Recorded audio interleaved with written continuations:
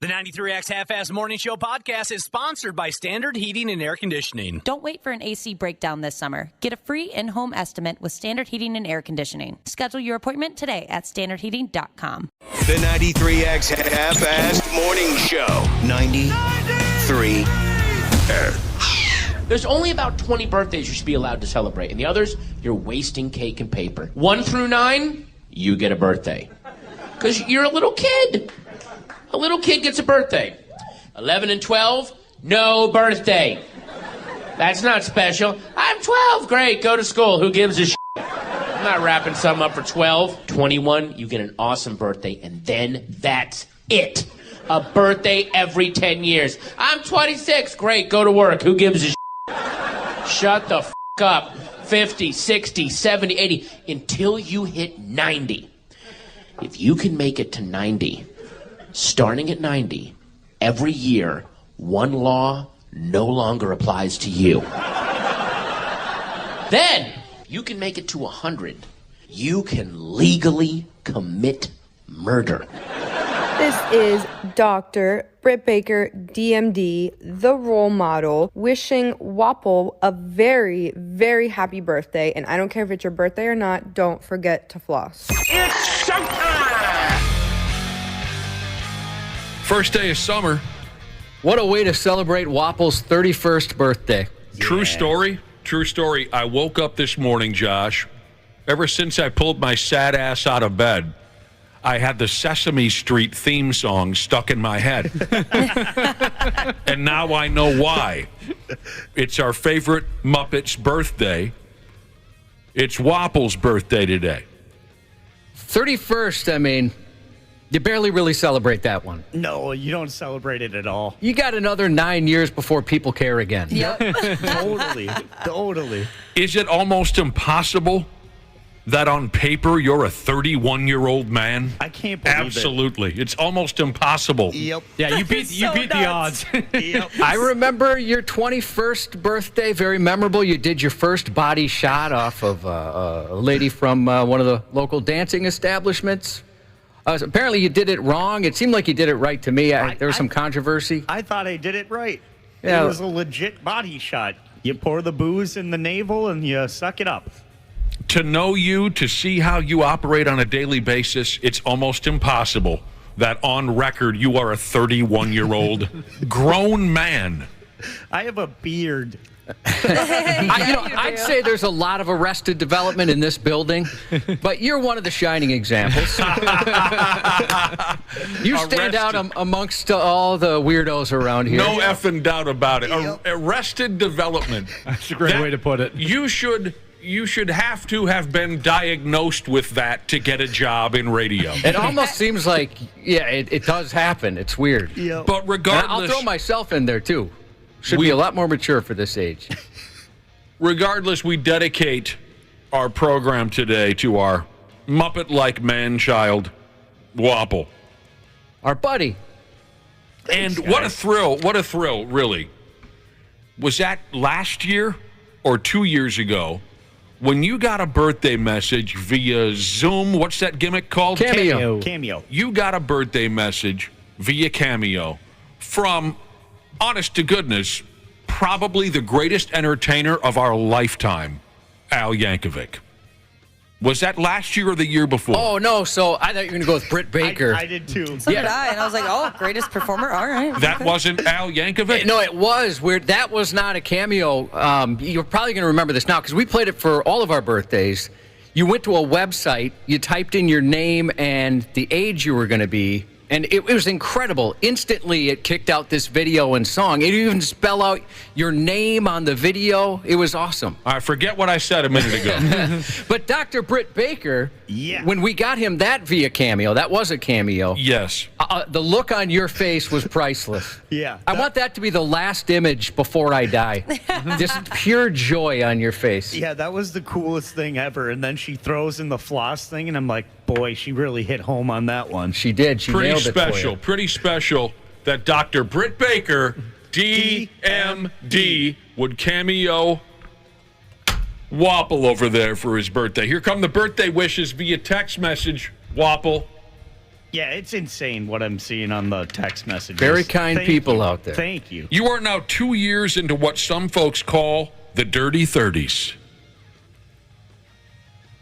When I was in my 30s, I was a straight-up animal. You know, for me, the only years I've ever really hoarded up was probably 28 through 30, maybe 31. Hoard it up. I hoarded up big time. Oh, in my 30s. I slutted myself out those few years. Good for you. Spread it around. Glad I got it out, versus being married for so long and wondering, why didn't I ever spread it out a little bit? Yeah, only having sex with one person. You remember how I operated in my 30s. Drinking heavily, having sex with damn near anyone. Yeah. It was a riot. But Wapple, he don't worry about those kinds of things. He's got his landlord/girlfriend. Mm-hmm. He's all settled in. They got a dog. They got a cat. We got two dogs. He pays her rent. I've said this many, many, many times. Your girlfriend is the best thing that has ever happened to us. You are a different man because of her. A better man. The best Wapple you've ever been. Hey, are you coming to my hometown this weekend, Wapple? I found something out last night, and I thought, well, that's probably going to bring Wapple to my hometown. Do you have any idea what I'm talking about already? No, I have no idea. In my hometown, they're bringing in a couple of these wacky-ass DJs that you like so much. These folks that stand up in front of a record player and make funny sounds, and everyone drops ecstasy and then kind of plays with themselves through the pant pockets. EDM artists. Yeah. I had no idea. Yeah, look that up. A couple of these, there's supposed to be like 2 million people coming to Wayzata this weekend to watch, to dump ecstasy and touch themselves while watching these DJs. You don't even know what I'm... Is it Steve Aoki?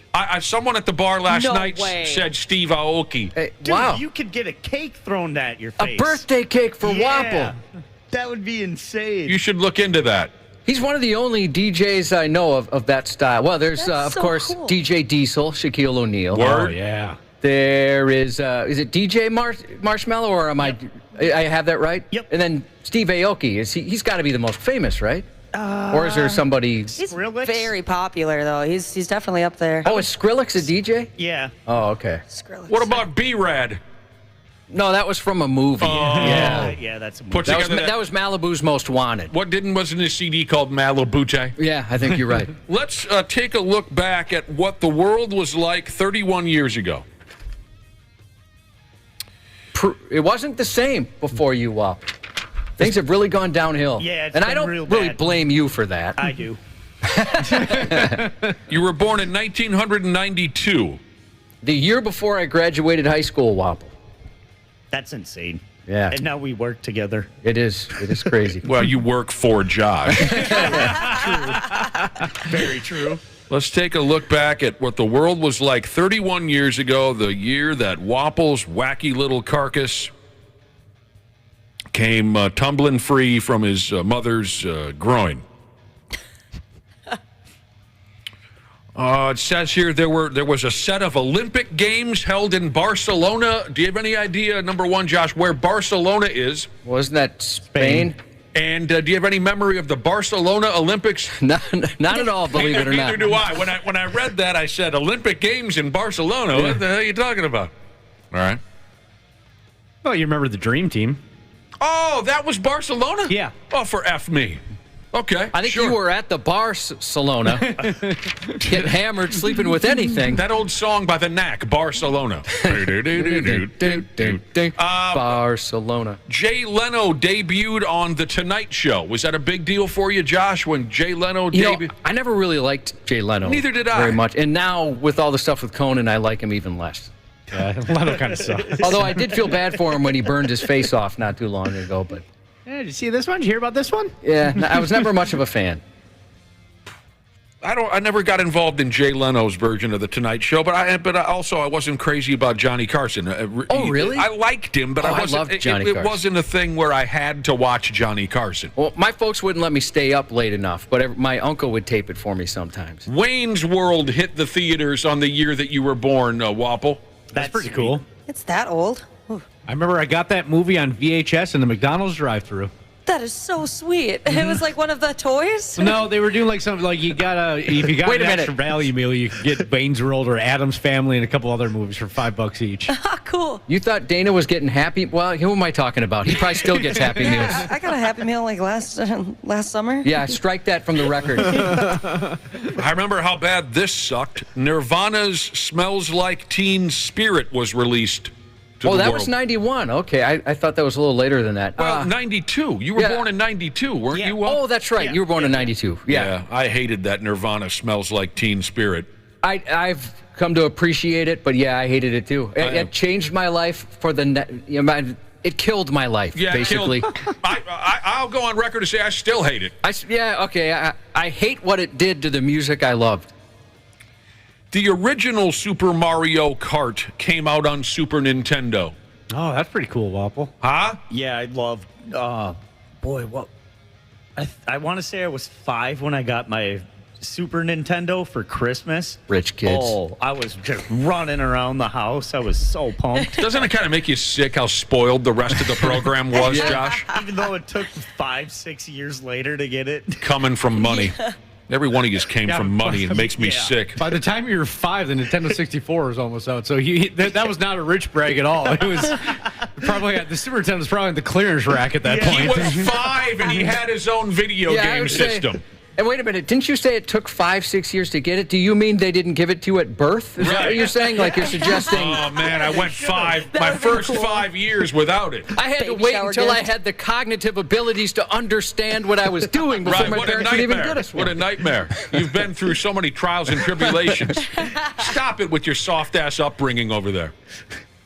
I don't know what this means, but in 1992, it says here, Philips CDI launched. I don't have any idea what that means. I don't know either. Failed video game system. Oh. Let's see here. I've never even heard of it. Yeah, that obviously failed. Yeah. It was a huge bomb. Oh, a hurricane named Andrew hit the United States of America in 1992. Yeah, I remembered that from history. That was like you remember that from history. They were like, that was one of the worst hurricanes ever. Do you see what I mean? Like when I said it's hard to believe that on paper you are a 31-year-old grown man. Well, I was just blown away. I'm like, wow, the year I was born and it's Hurricane Andrew. I That's my remember name. that from history. No, I know what he's saying, though. I mean, you guys are jumping on him. But all of my memories are from things that happened in the past. Josh gets it. Like when I reminisce about stuff, it's not stuff that happened right this second or hasn't happened yet. It's from things that have already occurred. From history. Yeah, so I understand what you're saying. Josh gets Sorry I blew up, Wapple. Yeah, now do you understand? I do.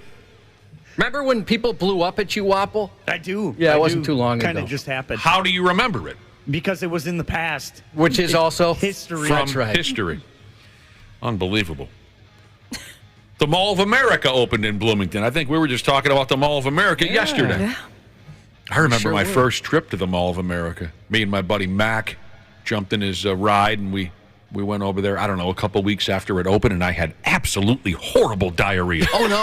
Oh, God. I got a bathroom or two for you there. Oh, I hit every bathroom on the 3rd floor. I think, what a nightmare. We went, hey, yay, the mall. Although we were upset, don't get me wrong, we were upset that Met Center, where our beloved North Stars brought us so much joy, had been turned into a mall. We were upset, but let's take our first trip to and as soon as I walked in, my stomach started, I just sat in the bathroom the whole time. Man. I'll tell you, I remember my first trip, too. I couldn't wait to go. And shortly after it opened, I went and stood in line for, 2 hours to meet one of my favorite guitar players, Joe Satriani. Just played a little summer song from Joe Satriani a second ago. I waited forever. He shook my hand. And I just wondered if there was any way in the universe if some of his skill could go from his hand to my hand. Transferred over? Yeah, none did. No. Unfortunately. But So your very first trip to the Mall of America, you met Joe Satriani? Not the very first, but within the first couple. It might have been my second trip. And, yeah, I was so pumped, and then somebody was nice enough to break into my house and steal my guitar a few years ago that had the Joe Satriani autograph. But I'll never forget being able to shake his hand and say hi. You know, we only had a couple seconds because there was a lot of long-haired dirtbags like myself waiting to meet the guy. You know who I met at the Mall of America? Kiss. And Ozzy Osbourne. Wasn't That's it right. That's with right. Black Sabbath? Yes, Black Sabbath. That's right. What else happened in 1992? As far as sports go, that was the year that the Washington football team beat Buffalo in the Super Bowl here at the old Metrodome. All the Blue Jays won the World Series, and the freaking stupid Chicago Bulls won their second NBA title. The Penguins won the Stanley Cup.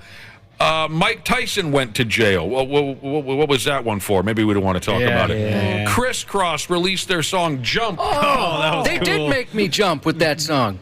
They said they're going to make me jump, and they did going to make me jump. They did not lie to you whatsoever. Did you put your pants on backwards? Not on purpose. Josh once, he and I went out of town years ago. He woke up with his pants on backwards. They weren't even my pants. No. Hey, whose pants are these? Home Alone and Batman Returns were the top movies at the box office on the year that Wapple was born. And this final fact says here, Dana, otherwise known around here lately as Dick House, Forgot about that. brought a Lego pirate ship to his first grade class for show and tell. I feel like that was notable along with the rest of that list. Absolutely. Absolutely. First grade in 1992, huh? Yep. Crazy. I just remember, I can always keep those years straight because I distinctly remember kindergarten because of the 1991 World Series. Didn't really watch any of it, but I remember being excited about it. All of that you remember from history. Yeah, I do. Yeah, that's all stuff that happened in the past that I recall from history. Do any of you get involved in numerology? Not really. Do you know what it means? I just read about it today. Well, sort of, I guess. I mean, we had a numerologist in studio at one point. Was that many, many years ago? It was in history. Okay, yeah. That's how I remember. Numerology. This is brand new to me. I just I was messing around on the internet and bumped into it today. Your birthday number can reveal what they say here. Your birthday number can reveal unique and powerful abilities that you naturally possess, like a gift you have to offer the world. Okay, when I read that, I thought, okay, I'll look further into this nonsense and see what and then seeing how today is Wapple's birthday, and it's the 21st, I looked up the numerology meaning behind people who are born on the 21st of any month. And I have to say that a little bit of what they have here, a little bit of the numerology, does match up with Wapple's personality. It says here, if you're born on the 21st, you thrive in active social settings. You're awesome in social settings. Josh You are has, very easy to talk to. Josh has mentioned before that in social settings, you seem to, what's the word I'm looking for? Excel? Excel, thrive, yes. Yeah, you're the best I think I've ever seen. You enjoy meeting people and things like, okay. You find great value in connecting with people. Your natural charm, it says here, if you're born on the 21st, paired with your creative styles of thinking, and he's got a hell of a lot of that. It's very unique. It is unique. Makes you an exciting and inspiring presence to those in your life. It's very deep. A little bit of that, I think, matches up with what Ma and Pa Wapple brought to the world 31 years ago today. Dana, weren't you born on the 30th of a month? I was, yes, this month. This? Yeah, remember the I thought you Booze Cruise is going to be slash Dana's birthday Christ's party. sake, yes, that's right. Oh, for God's sake. I thought you were born in the 30th of last month. Oh, that's right. Our Booze Cruise is on your birthday. Well, let me throw this at you. Yeah. If you were born on the 30th, tell me where you go with this. You are an original, innovative thinker and an excellent communicator. You have a great talent for using creativity to convey your ideas, and your optimistic attitude has an uplifting effect on others.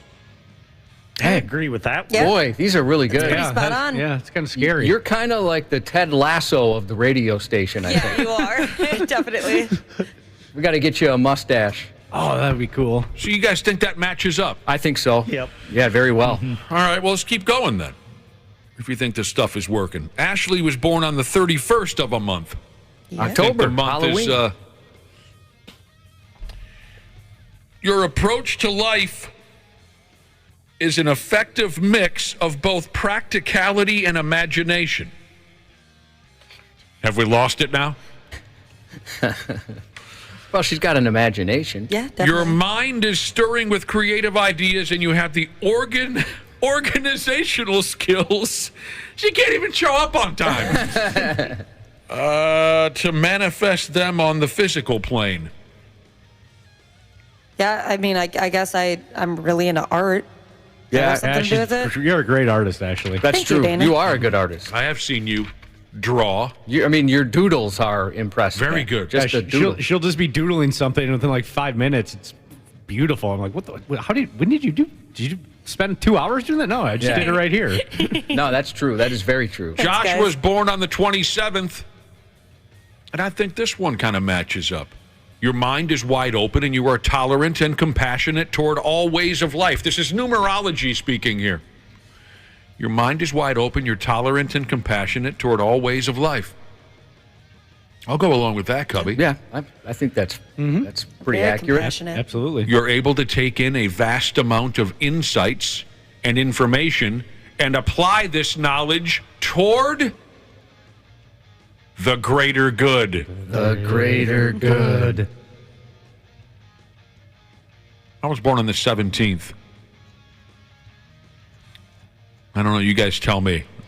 A lot of this stuff is just beyond me.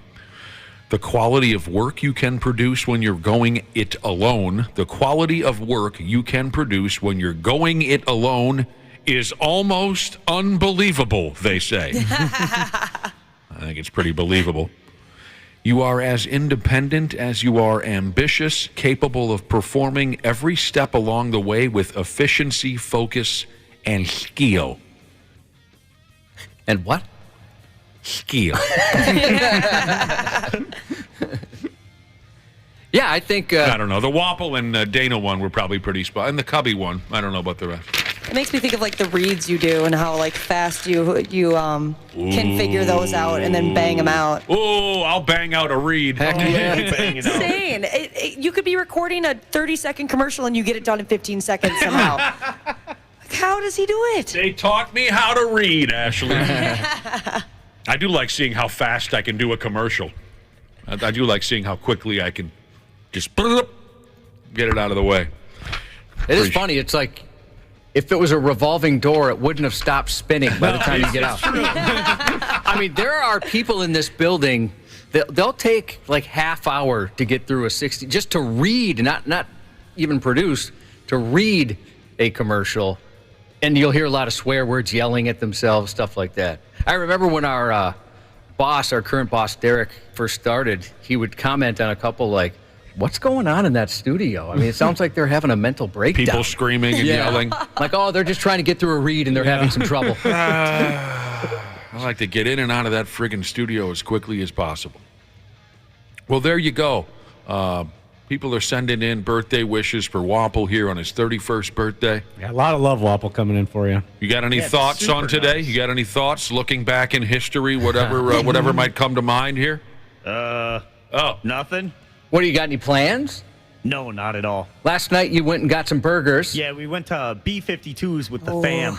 How'd that go? Good. So good. Cream cheese, green olive burger. It's one way to get a burger, I Dana guess. got Wapple again. It's so good. Did you say missing out. green cheese? Cream cheese. Oh, green cream olive. cheese. Did you guys hear me? No, Dana got Wapple again. Yeah, Josh and I went in on this gift together, Wapple, if you want to go ahead Did and you open see it the way there. he wrapped this? Did you let him wrap it like that, Josh? He can wrap it however he wants. I didn't have any wrapping paper, so I wrapped it in paper towel and duct tape. It's got a giant But look at the W on It's one. got a giant W, too. It looks more like the Wario symbol than it does a Turn waffle. it upside down, it's an M. Is that how that works? Wow. Josh and Dana went in on a birthday gift for Wapple. So, yeah, before we roll out of this break, why don't you open that pig up? So much duct tape. There was a lot of duct tape. Why didn't anyone give me a phone call so I could have been in on this? I don't know. What do you mean? This was your idea. Yeah. Oh, that's right. It was my You idea. gave us the idea, Josh and I funded it. Go ahead, Wapple. What do you got there? Kraft pepper sauces and condiments. It's a hot. Throw it in the garbage. Oh, that's perfect for you. That's awesome. It's a bunch of different hot sauces. Oh, gross. Thank you. That's why it was a gift for Wapple and not a gift for you. What a terrible idea I had. This is awesome. Yeah, why'd you have that idea? I don't know. I regret it. Wow. It's one of those things where if there was anybody on the show that would appreciate it, it's certainly Wapple. He loves talking about his sauces. Does anyone want some ghost pepper wing sauce right now? I don't think I could handle that. Yeah, my trash can is empty over here. I'm wondering how fast I'd barf if I had something like that. First thing in the morning, too. Do you guys ever get that way if something's too hot? Oh, yeah. For me, my stomach says, no, eject. Eject, this can't happen. I don't mess around with that stuff, but it's kind of funny that maybe one day we'll find out how fast you can barf from such a thing. Yeah, it's a bunch of Melinda's hot sauces. That's sweet. You guys remember how Wapple said he had to wait 5 years from when he was born to get his first gaming console? I know, it was a tough upbringing over Anyway, there. he had to wait 5 years. Yeah. Fauché Maintenance Ninja said he didn't even speak to his family for the first 2 years of his life. Oh! Not even one complete sentence. That's wonderful.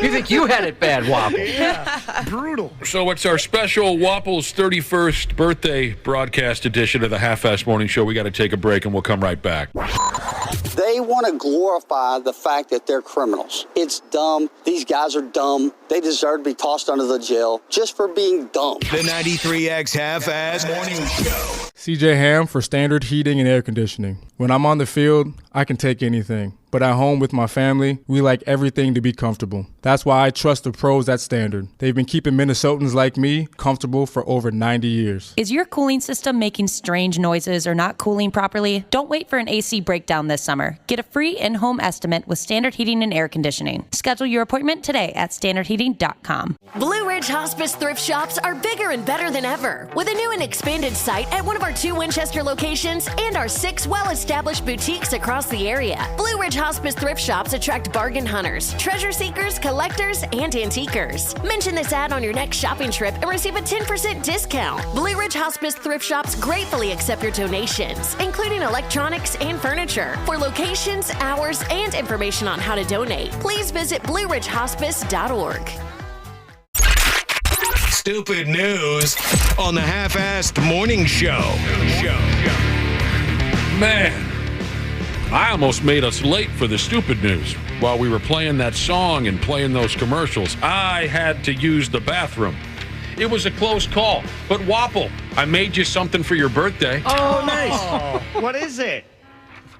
Oh, well, it's sort of similar. Didn't someone in that last commercial just say something about a made in-house beef kebab? Yeah. It's sort of similar to...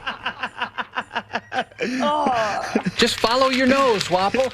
I think I can connect some dots. It's Wapple's special birthday broadcast this morning on the Half-Ass Morning Show. Happy birthday, Wapple. Thanks. 31 today. And messages are pouring in. The brother and sisterhood wishing you happy birthday. That's a good feeling, right? Yeah, by the way, that gift is disgusting. Is it? Well, he's lucky he can produce that gift on command. Give me 3-4 days, and I'll make you one. Here are some messages coming in. Carpet Jesus says he's with your mother right now, and she passes along a happy birthday to you. That's nice. Josh, you tell me if this is okay or not. Out of shape but not overweight Jesus. He wants to know if we can hear the arms wide open taser bit from years ago when we someone tasered Wapple while he was singing the Creed song, Arms Wide Open. Yeah. I don't know if that's still legal around here or how the rules work anymore. I think we can, because it's just Wapple singing. With arms wide open! Oh, done. Oh. Yeah, you took the whole 5-second ride, didn't you? Yeah. Right when you got to the word open, they hit that button. They flipped the switch on you. Oh, and they were laughing. Oh, I know. I did something similar, with the police, and boy, did they love tasing douchebags like us. Oh, yeah. Deservedly so. I mean, that's I talked earlier about when we played you the wrestler Britt Baker, the cameo we got for your birthday, how the face you had. It's the same thing with these cops. Yep. So, but for me, I said, hey, you'll know when I'm ready. because they're like, okay, just tell us when you're good to go. And I gave him the double bird and said, F you, copper. And before I could get copper all the way out, they had me tased. And they got me twice. Did either of you guys evacuate yourselves? No, I was worried about that. But Cubby lost a nipple. I found it. It was in the glove compartment. Oh, nice.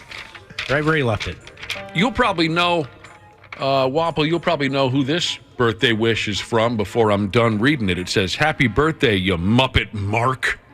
Oh, Rob Page. Yeah, but there's something concerning here. Uh-oh. There's a regular listener of our program and a local legend that we've talked about before, local wrestling referee Rob Page. He's been a listener for many years. We've been a fan of his for many years, going off to see the local wrestling shows. He signed his text message, formerly known as referee Rob Page. Somebody call him. I know he's been having an injury and he hasn't been in the ring reffing for a while. He's been doing more of like the online commentary for the web stream and stuff. Oh, really? So I know he got hurt? Yeah, he's been banged up for a while. Did he have to quit the game? This is a sad day. And now he's working behind the scenes? That's what it looks like, yeah. The last couple shows I've been at, he's had the headset on and doing the, kind of the JR and King routine. Get back to us, Rob. What's happening with you? All right. Rob Page, no. Wapple's birthday's ruined. All right. The stupid news is upon us. Trucker bombs have been around since the trucking industry began. If you don't know what a trucker bomb is, it's a bottle that drivers fill with their squeege. They fill them on the fly so they don't have to waste time pulling over to find a bathroom. They fire them out the window, and it's your problem now. Trucker bomb. Another trucking industry term you might like is lot lizard. Now, if you don't know what a lot lizard is, it's what your mom did for beer money before she met your dad.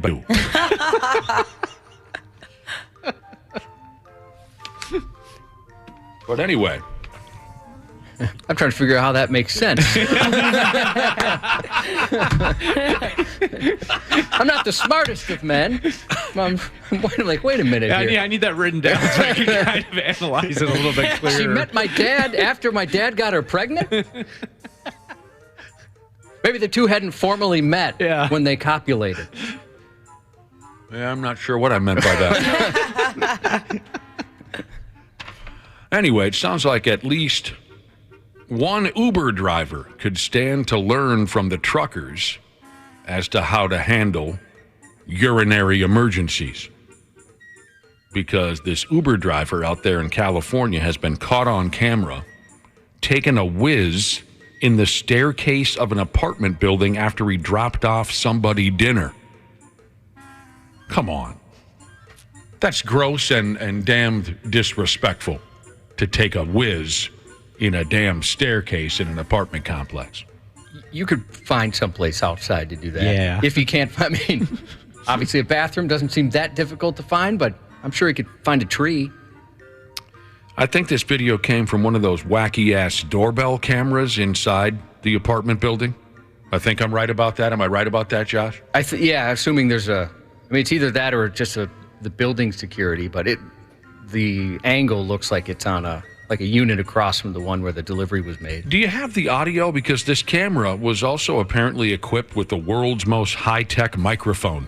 Because if you listen to the audio of this incident, the opening of a door sounds like a World War II tank getting into gear for battle with the Nazis. Did you hear the audio? Listen to it a couple times, John? I didn't have the audio on. Oh, you didn't? No, here I'm playing it now. Okay, there's the guy going down the stairs. He looks around. Yep, looks around. He's hanging it now. And then the dude's about to get his food.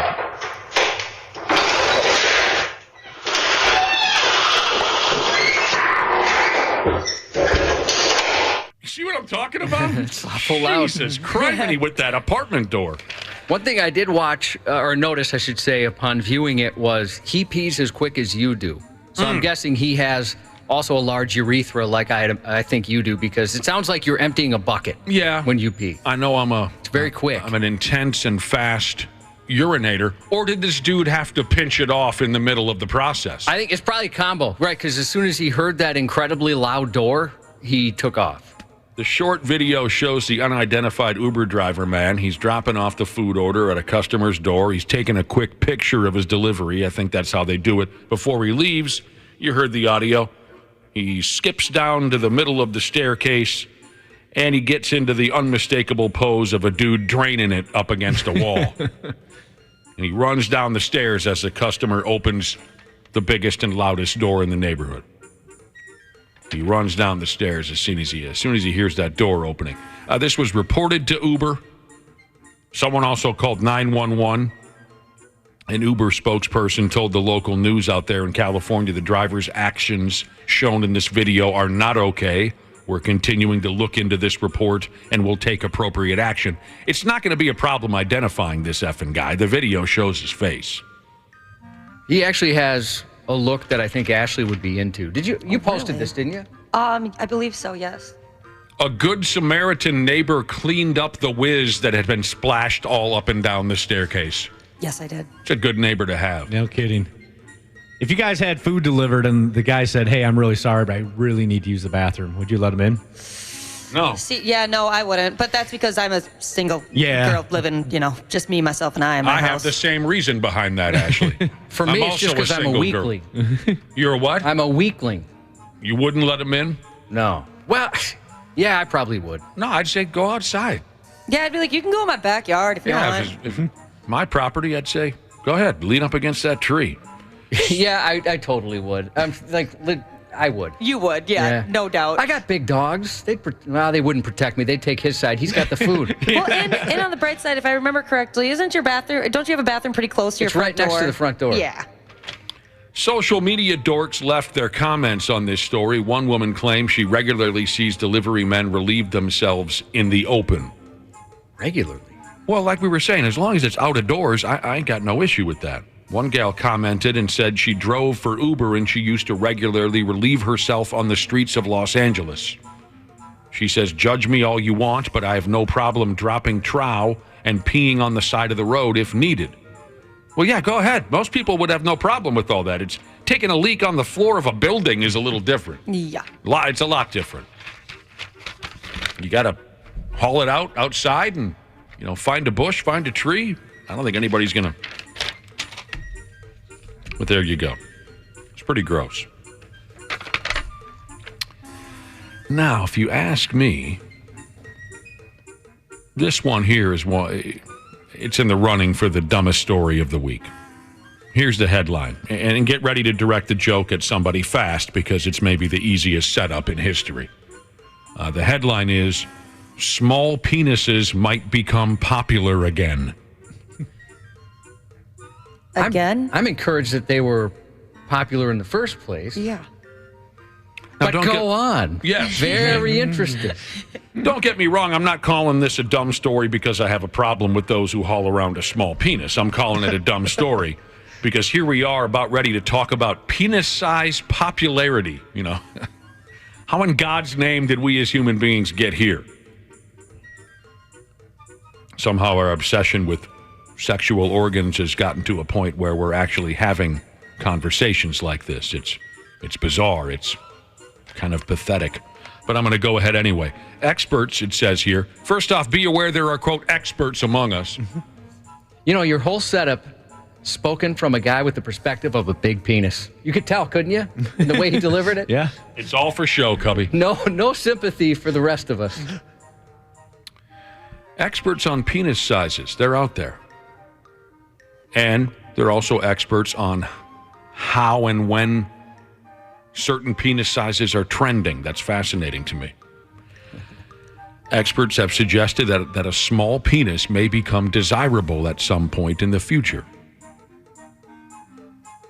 They say the concept of the ideal penis size has been a fluid and ever-changing one throughout history. You guys have been following this, though. I don't got to tell you that. No. My damn. I bet most of us couldn't get through 2 beers without wanting to slap these so-called experts if we were ever unlucky enough to run into them at our neighborhood bar, to hear them go on and on about something like this. Someone called Vice reports that whilst the Western world is enamored by big penises at the moment. Throughout history, there were times when a big hanging dong was seen as something to be ridiculed, and smaller penises were far more desirable. Go on. Mm-hmm. You know, when you look at those statues, a lot of them have tiny penises. Yeah, they do. Oh, yeah. So I guess their vibe is that things are going to be turning back around towards the old days. They say that, by God, thousands of years ago, a smaller penis was seen as a good thing. The ancient Greeks apparently saw a smaller penis as a sign of modesty, rationality, and self-control. And a big old fat pecker was a sign of idiotic lust and a lack of restraint. Lack of restraint. Restrain that thing. I can't. It's too big. They must have had bungee cords of some sort back in those days. You could have tied it to your leg or something. What, do you got some kind of idiotic lust pumping through your veins? John Clark, a professor in art history at the University of Texas. Those don't sound like they'd go hand in hand, do they, Josh? No, not at all. An art professor in Texas. Doesn't sound like they would. He says that in ancient Greece, a player with very large genitalia was considered to be grotesque and laughable. You got a giant penis. Look at you, able to please any woman on the planet. The Romans adopted these same views. They saw large penises as something to ridicule and laugh at, so they'd cut them off and feed them to the dogs. I made that part up. Okay. Oh, yeah. They didn't cut them off or feed them to the... In the Middle Ages, Josh, artists used large tallywhackers to depict evil. So where I'm going with this, or where they're going with this, the light switch style PP, for lack of a better term, might just be the next big thing here in the Western world. So you better enjoy the good times while you can. Tommy Lee, Pete Davidson, all the guys in Nickelback. You better enjoy the good times. Well, the days of crippling penises will soon be gone. I hate that I know that Pete Davidson has a big dong. Why do you hate that? I don't know. It's just like, why did that information, I like to know who all my enemies are. It's safer that way. What is that dragging sound I hear? Is that a nude Pete Davidson? Treemaster Jesus said, as I always say, with a smaller penis, I get to use all mine. Sure, he gets to use the whole thing. That's true. This is good news for our friend Jordan Max, huh? She may no longer have to be paired up with plow mules in her porno movies. True. No more ice baths after work. But isn't that something? My favorite part of the story is, of course, that there are experts on penis size and when each particular penis size was most popular throughout history. That's great. You're sitting at the bar one day. Back in ancient times, the penis was looked at. Some guy steps in and says, whoa, whoa, whoa, I am actually an expert on this topic. So just shut it. What do you do for a living? I've exhausted every avenue, so I need to become an expert in something. Ashley, you haven't chimed in with your take. Being the second biggest penis fan on the show. I don't think it's ever going to happen, no. Small penises become popular? Yeah, no. What does that mean by small penis in your mind? I don't know, like less than 4? Less than 4. You're a monster. I'm trying to think. Shame on you. Maybe less than 3. I think inches are bigger than I think they are. Interesting. Ever seen a ruler? Yeah, but isn't it those wood things with the confusing lines? Yeah. Speaking of experts, history experts, this brings me back to a weird moment from years ago. I was seeing a gal, and she had met my folks a handful of times, so I was comfortable bringing her over to my folks' place. And as soon as we walked in the door, it was one of these deals. You know how this goes. I paired up with my old man in one room, and my girlfriend at the time paired up with my mother in the other. And my dad was watching the Twins game. I'm watching it with him. I'm talking baseball. My girlfriend and my mother are in the other room. Close proximity, these two rooms to each other, so we could, hear what was. My girlfriend pairs up with my mother. They start talking chick stuff. And my dad was already at an age where the TV needs to be obscenely loud for him to enjoy the baseball game. So we're sitting in there, and it was one of those deals where, of course, in either room, you had to be talking pretty loud to be heard because of the television. And it was one of those deals where there was a gap in the commercial break where dead silence hit the room for just a handful of seconds. You ever been in that situation? Absolutely. It's like a social event or something, and it can be embarrassing. Right. And when that dead silence hit, there was some kind of an editing mistake in the commercials. When that dead silence hit for a few seconds, I heard my girlfriend in the other room say to my mother, in ancient times, anal sex was actually the more common style of sex. And then the commercial started again. And my dad turns the TV down and he says, "The hell's going on in there?" And I don't remember much because this was years ago, but I do remember, I think I pulled my girlfriend at the time aside and said, "The hell are you doing talking about anal sex with my mother for?" Now, your mom, she seems like kind of the life of the party, the times I've been around her. I've never seen her below like a 0.10. Yeah, she likes to drink. But is she someone that would have a conversation like that? It's not uncommon. Sure. With a gal friend? Yeah. Sure. All right, yeah, because that's different at my house. That's a lot different. If something like that happened, I would think something has gone terribly wrong. Or maybe my mother was saying, "My God, my son has chosen one disgusting girlfriend." But I think she's comfortable having those conversations with other women. I think if she is having a conversation like that and a guy stepped in to take part in it, she'd say, "Get out of here. We don't want to hear the guys talking about." I remember the first time I heard girls talk like guys, when they're by themselves. I had no idea. Tell me about this. Well, just like foul, disgusting sex stuff and everything. Penises, vaginas. Yeah. Oh, yeah, we get detailed, too. Beeholes. Yeah, like almost more detailed. I think so, absolutely. I've had girlfriends where they'll tell me stuff that I'm like, how in heaven's name, sorry to bring heaven into this, do you know those details about that guy or this girl or whatever it is? That honesty. Usually we just lie about our conquest to our fellow man.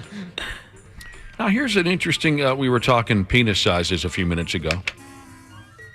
There's a story going around that soon small penises will be all the rage. And all you guys with those big sumbitches, we're going to cast you aside. Here's a text message from a listener who calls herself female version of Nick Sheezes. Go on. She's perfect woman. Wouldn't that be something? Yeah. She absolutely is perfect. She says, "Any honest woman will tell you we don't like huge penises." Yeah, I know some girls that do. Really? But there's definitely is, for me personally, such thing as too big. She says they hurt. Anything bigger than a micro is fine as long as y'all know what to do with it. Yeah, basically. I don't know. So you know a couple of size queens, eh? Yeah. Oh, I was trying to think of what that term was. Yeah, there it is, size queen. Am I a size queen? Yes, Yeah. most definitely. Am I a Bernie bro? What does that mean? I don't really know. Some of these terms I've just heard before. I get the gist of some of them. Yeah. Like, is there a band or something? Like Bernie Sanders. Bernie Sanders. That's what I was thinking. Yeah. But I think it's Bernie Sanders. Why does that name ring a bell? He ran for president a handful of times. All the potheads wanted to vote for him. Hey, let me... Is that right? Remember there was the meme of him with the mittens? And he's sitting in the lawn chair? I forgot about that. You'd have to show me a picture. Little picture. On the topic of penises, if you like to tear at yours while looking at naked women on the internet, I've got a name for you. Holly Jane. Holly Jane. That sounds familiar. Now, she claims she's Mormon. Whether that's legit or that's just her hook, I don't know. but she's the latest in an endless line of gals with the I'm just a regular mom, but I'm also on OnlyFans and sit still while I tell you how many hundreds of thousands of dollars I make in 10 minutes gimmick. She looks exactly like a friend of mine's wife. Really? To the point where I saw the picture, I gasped a little bit and thought, oh my gosh, she's made the news for something scandalous.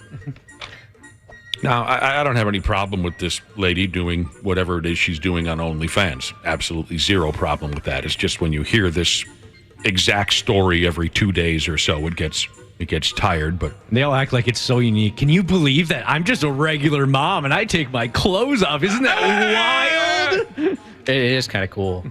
I mean, you're making fun of it, but it's not like I just ignore it and go whatever. I still think, okay, that is kind of cool. Even though we've heard all this 10 billion times, I'm going to dump some more info on you just because I love all of you so much. And maybe there's some of you who are new to this. You were going to say something, Josh? I was just going to mention, I've told you the story before, but for anybody who hasn't heard it, one of the kids, we found out, one of ours, that a teammate of theirs, the mom sold sex toys. And this is a while ago. And so at that time, I mean, that was borderline scandalous, where I felt bad for the kid. Because I thought, oh, they're going to get all kinds of crap in school. But it's a different day and age, and they didn't. If this happened when Nick or I were in grade school, middle school, high school, whatever, we would have been it would have ruined our lives. We'd be in a nut hut right now from all the abuse we would have taken. If we would have found out that our buddy's mother sold sex toys in the 80s, it would have changed that kid's life forever. Oh, they'd been all over. Dildo, dildo, dildo, everywhere the dude went. Her face gives me like Girl Next Door vibes a lot. I hear you on that. Yeah, for sure.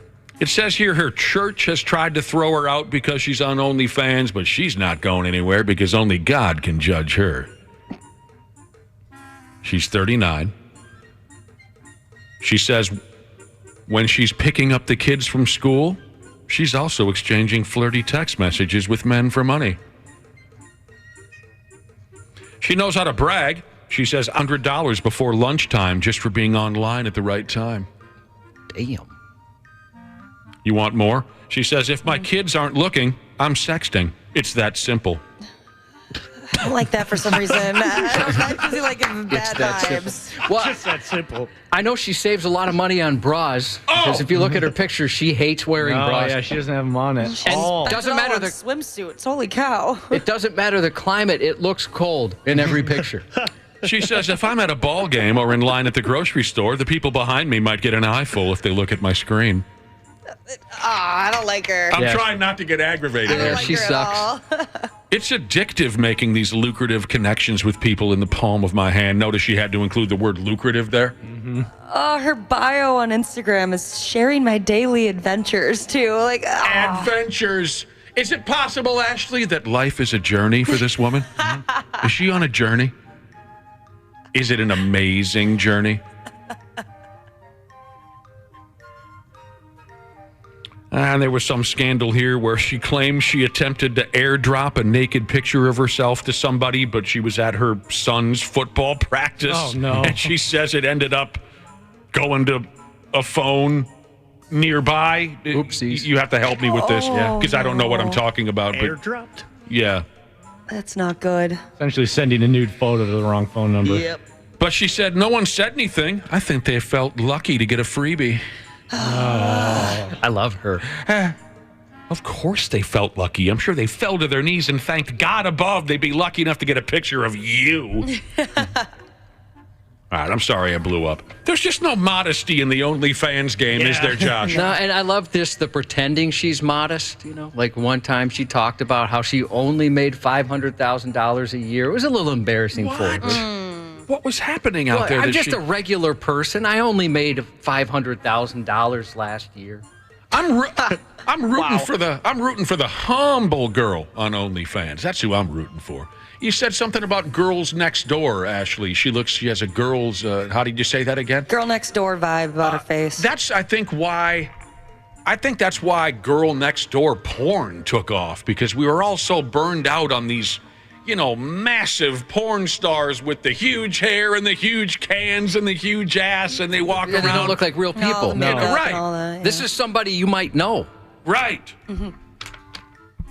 But I guess if you want to make real money, it pays to act like a princess and adopt the attitude that, if you don't look at me naked, you're missing out on the most incredible experience in your life, and suckers fall for that. Well, God, I got to give her my money, and right effing now. Where's the Josh? Where's the modesty in the OnlyFans game? I don't know. It's changed, man. What is it with all these people that post intimate details about their lives and nude pictures, and they're not modest? Unexpected. Oh, this is hilarious. We'll close with this. We're running low on time. An old lady in Tampa Bay, Florida, checked smooth out. She gone. And she went ahead and left her mansion and her inheritance to her 7 cats. Her name was Nancy Sauer. She stipulated that the cats must remain at the house and that the joint can't be sold until the last effing cat dies. That's... Sounds like an episode of Succession or something like that, where then the family's going to fight over that. Yep. Oh, that's They're funny. going to be poisoning the cat. A judge ended up going the other way. I'll explain it to you. She upped and died this past November. She was 84. Oh, her friends say her 2 great loves became shopping and her cats. She bought lots and lots of things, she did. There was an estate sale at her place recently, and there was just all kinds of piles of everything. People lined up for 2 hours before the sale began. Cars were parked as far as a mile away, so they cleaned the place out pretty good. But what about her 7 Persian cats? Word around the neighborhood was that this old lady stipulated that her cats must remain at the house and that they will receive an inheritance. Man, lucky little cats. She was worried it would be difficult on her pets if they were separated or placed in a new home. So for nearly 6 months, the cats remained in her house. I bet they were having the time of their lives. This big old mansion, $2.5 million, they say this mansion is worth. Someone would stop by a few times a day to check on the cats, but a local judge decided now, after a while, it was best if the cats found new homes. The judge said, cats shouldn't be left by themselves in a big house. I'm going to personally make sure we can keep as many together as we can and that they go to the perfect homes. You want to know the cats' names? Yes. The cats' names. Kenny, Mikey, Johnny, Mitch, and Nicky. Oh, wait. Sorry, that's the Spirit Squad. The cats' names are Pete Gas, Rodney, and Joey Abs. I think that's the Mean Street Posse. Oh, that's the Mean Street Posse. Yeah. The cats' names are Cleopatra, Goldfinger, Leo, Midnight, Napoleon, Snowball, and Squeaky. And each comes with an inheritance. Maybe you're wondering how much. Word is the inheritance will be, quote, substantial, enough to cover the cat's food, medical, and grooming bills forever. Dude, take the cat. What do you mean? You become a cat lover all of a sudden? Well, I already am, but yeah, that'd be sweet. Just a free cat gets to lounge around home. I hear you on that, Waffle. Yeah, Waffle. Outside of those cats that are working the 9 to 5 every day. Yeah, you Really grind it on the weekends. Yeah. You described every cat on planet Earth. A cat that just lounges around the house, huh? Yeah. When did they come up You with don't that have to one? pay for anything. You want to hear this little tidbit? How about this little tidbit? This old lady who checked out, her license plate featured a Playboy bunny. Some neighbors wondered if she once posed ass naked in Playboy. One of her neighbors said no, but I'm going to go with it. I'm going to go with it.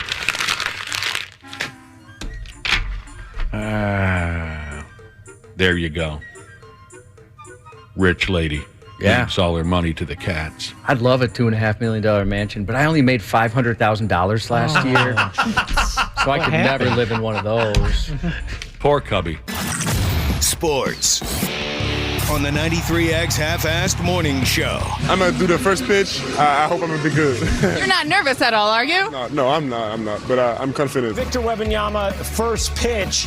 He will be the first pick on Thursday night in the NBA draft. All right, guys, here we go. 7-4.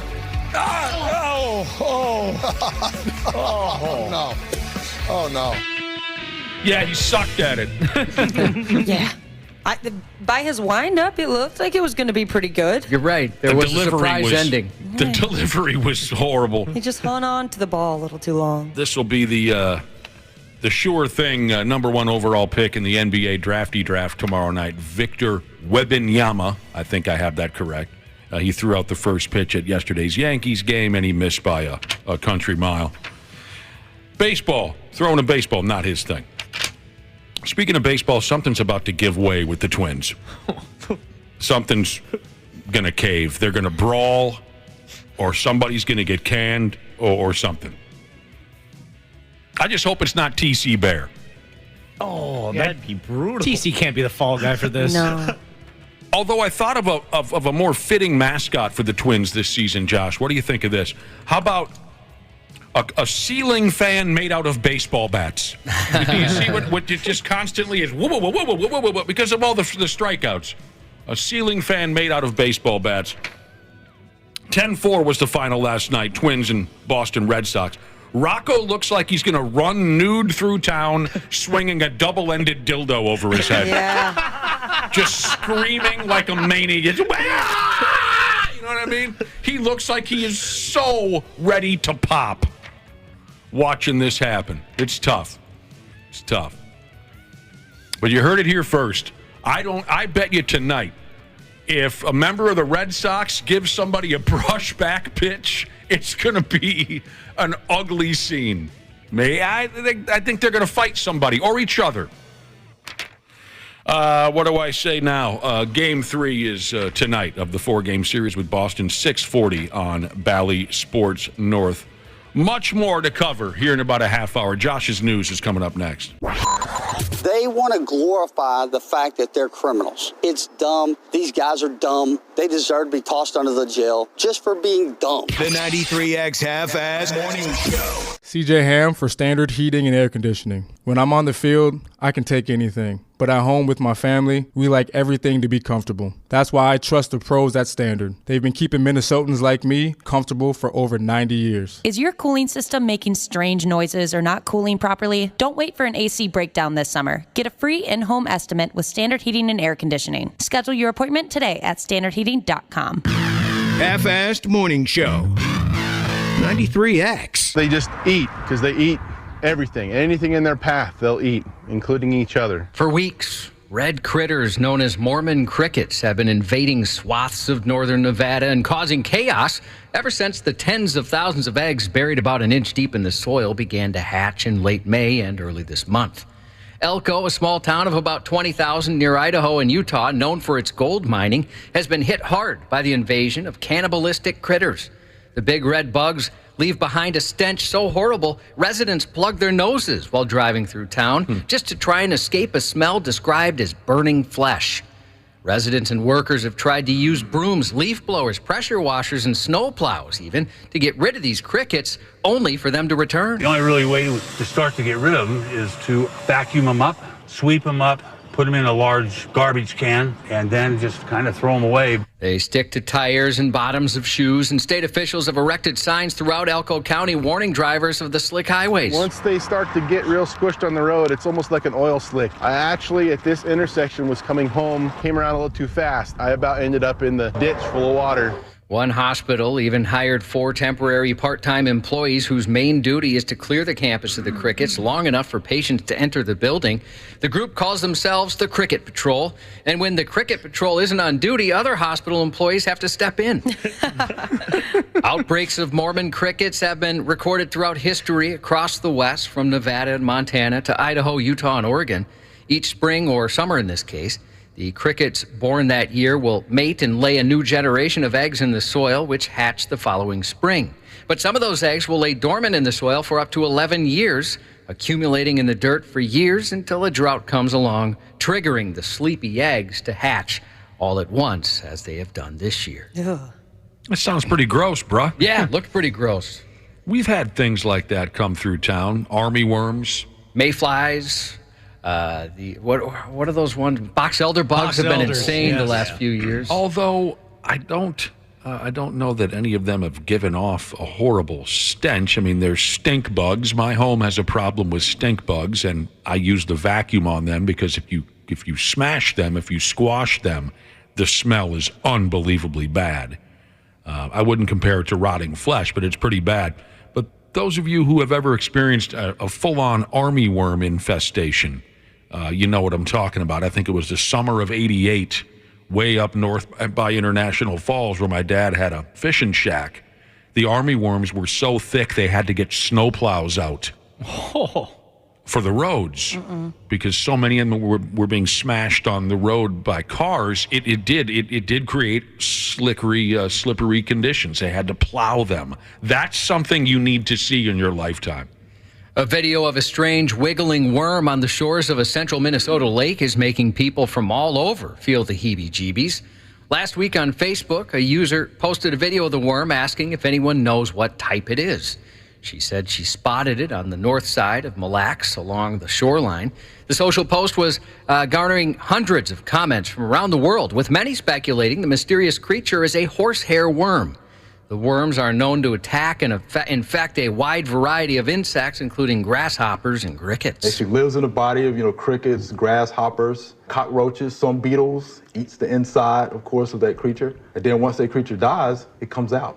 According to an entomologist with the University of Minnesota, horsehair worms are long and can measure up to 14 inches. Oh. They can vary in color from whitish to yellow tan to brown black. Bugs everywhere, Cubby. I know. And you better get your wife ready. Oh, she's prepared. She handles the bugs for you, doesn't she? She does. The only bug that is her nemesis is the tick. That's the only one that grosses her out. Really? Any other bug, doesn't matter. She can handle it. Barely bats an eye, but ticks, oh, that gives her the heebie-jeebies. Part of a Florida county was placed under quarantine this week as officials responded to a recent giant African snail sighting in the area. It is very important that they get them out of here. Number one, for health reasons and the diseases that they carry. Number two, they're damaging to buildings. They're damaging to vegetation. The quarantine took effect yesterday and applies to a section of Broward County where Fort Lauderdale is located, covering about 3.5 square miles.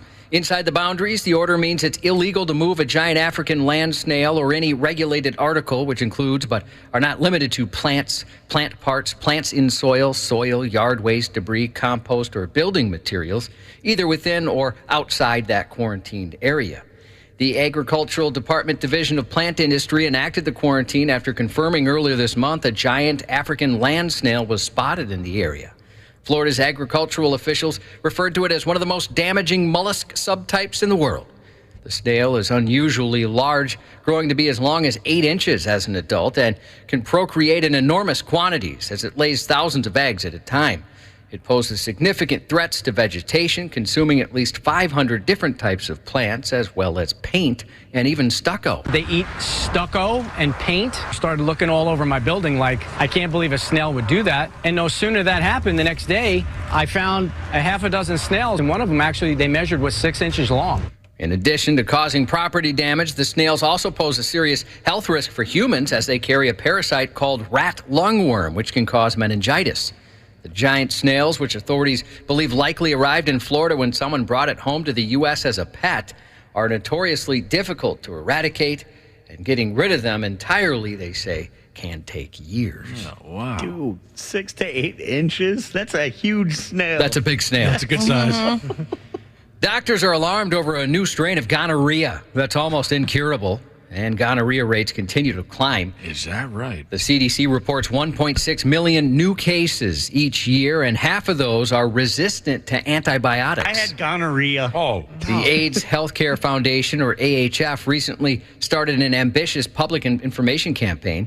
Billboards across America now warn of gonorrhea alert in letters several feet high with an image of a cruise ship hitting an iceberg. The ad reminds people that with icebergs and STIs, the risk is much larger than what you see on the surface. The massive ad campaign comes months after doctors in Massachusetts reported 2 cases of super gonorrhea that were resistant to almost every drug available to cure the infection. According to the CDC, a person with the infection might not have any symptoms at all, but those who do may have burning sensations when urinating, abdominal pain, discharge, and bleeding, or genital itching. Oh, no. They said the itching can spread to the beehole as well. No. Yeah. Itching and bleeding. The See, these are some of my favorite things. Itching and bleeding? Yes. Yeah, well, turns out they're bad. Nobody wants super gonorrhea. No. The owner of an auto repair shop who paid a former employee with 91,500 oily pennies. Remember this story? He's been ordered by a judge to pay nearly 4 million more pennies. A federal judge ruled that Miles Walker, who owns A-OK Walker Auto Works in Peachtree City, Georgia, owes $39,934 to 9 workers for unpaid overtime and damages. Attorneys for Walker agreed to the payments to settle a civil lawsuit brought to the U.S. Labor Department that accused Walker of retaliating against a former employee named Andreas Flatten in 2021. After Flatten filed a complaint with the agency saying Walker owed him a final $915 paycheck, the employer dumped that amount in oil-covered pennies in Flatten's driveway. The mountain of loose change came with a pay stub signed with an expletive. He got paid. That's all that matters. He's a weenie for even bringing it up. If an employee contacts our office, because they have a concern about how they're being compensated, they have protections under the law that they cannot be retaliated against or discriminated against. The Labor Department said further investigation found Walker's business had also violated overtime provisions of the Federal Fair Standards and Labor Act. Last week, the judge signed a consent order in which Walker agreed to pay nearly $8,700 more to Flatten and owed overtime and damages. 8 other workers are to receive amounts between $400 and $513 within the next year.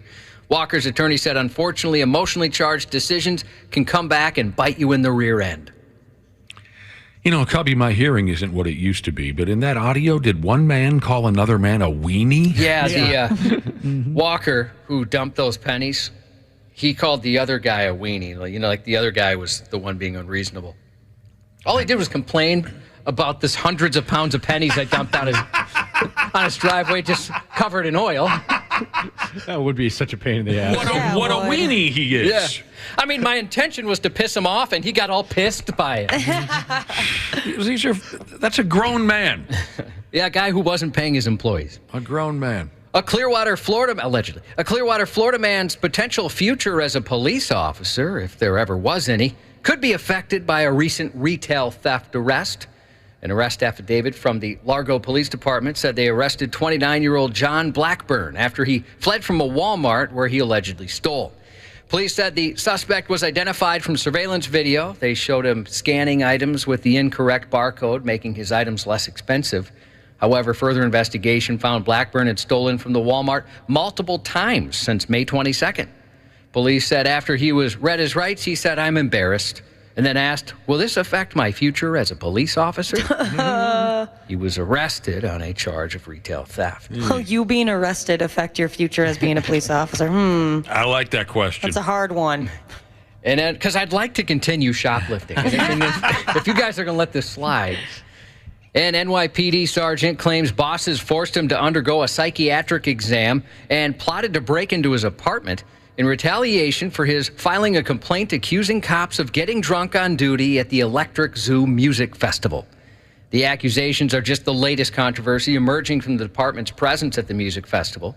Last month, 3 Manhattan North narcotics detectives were indicted on grand larceny charges for allegedly breaking into the VIP section and trying to steal 2 bottles of $1,500 Ace of Spades champagne, the champagne brand owned by Jay-Z. Wow, that's expensive. If you're interested, you can purchase a bidet once owned by Jay-Z on eBay.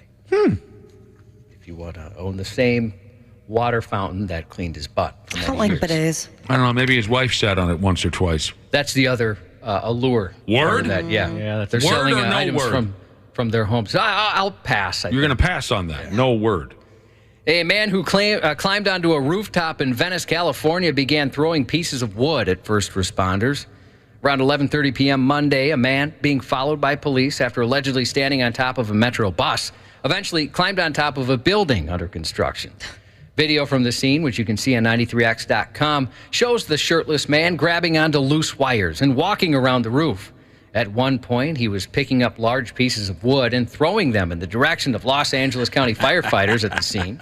He's not all right, is he? No. Police and firefighters left the scene. After about 90 minutes, they got tired of construction debris hitting them in the faces. Yeah, I can imagine. No one was injured in the incident, and it was unclear if the man was eventually taken into custody. That's so uncalled for. Now the poor construction workers are going to have to deal with that. Yep. Oh, they can suck it up is what they can do. I'll tell you that right now. Construction workers. Can't stand them, Wapple said. Yeah. Wapple, don't get yourself in trouble on your birthday. It's amazing how many things you say that never leave your mouth. Controversial things, too. Inflammatory. Always. A naked man was plucked from a building ledge by firefighters yesterday morning as ferocious flames engulfed his Brooklyn apartment. The vicious blaze broke out in the kitchen of a top-floor apartment at a 4-story building just before 6:30 a.m. The flames trapped the man, he's in his 20s, in his apartment. An onlooker described the apartment, that is, as having bars on its windows, blocking the man's escape. So the man in the buff made his way to an adjacent apartment, and firefighters shimmied to a window there to reach him. The nude man wrapped his arms around a firefighter before the pair slowly descended the building with only a rope holding them in place.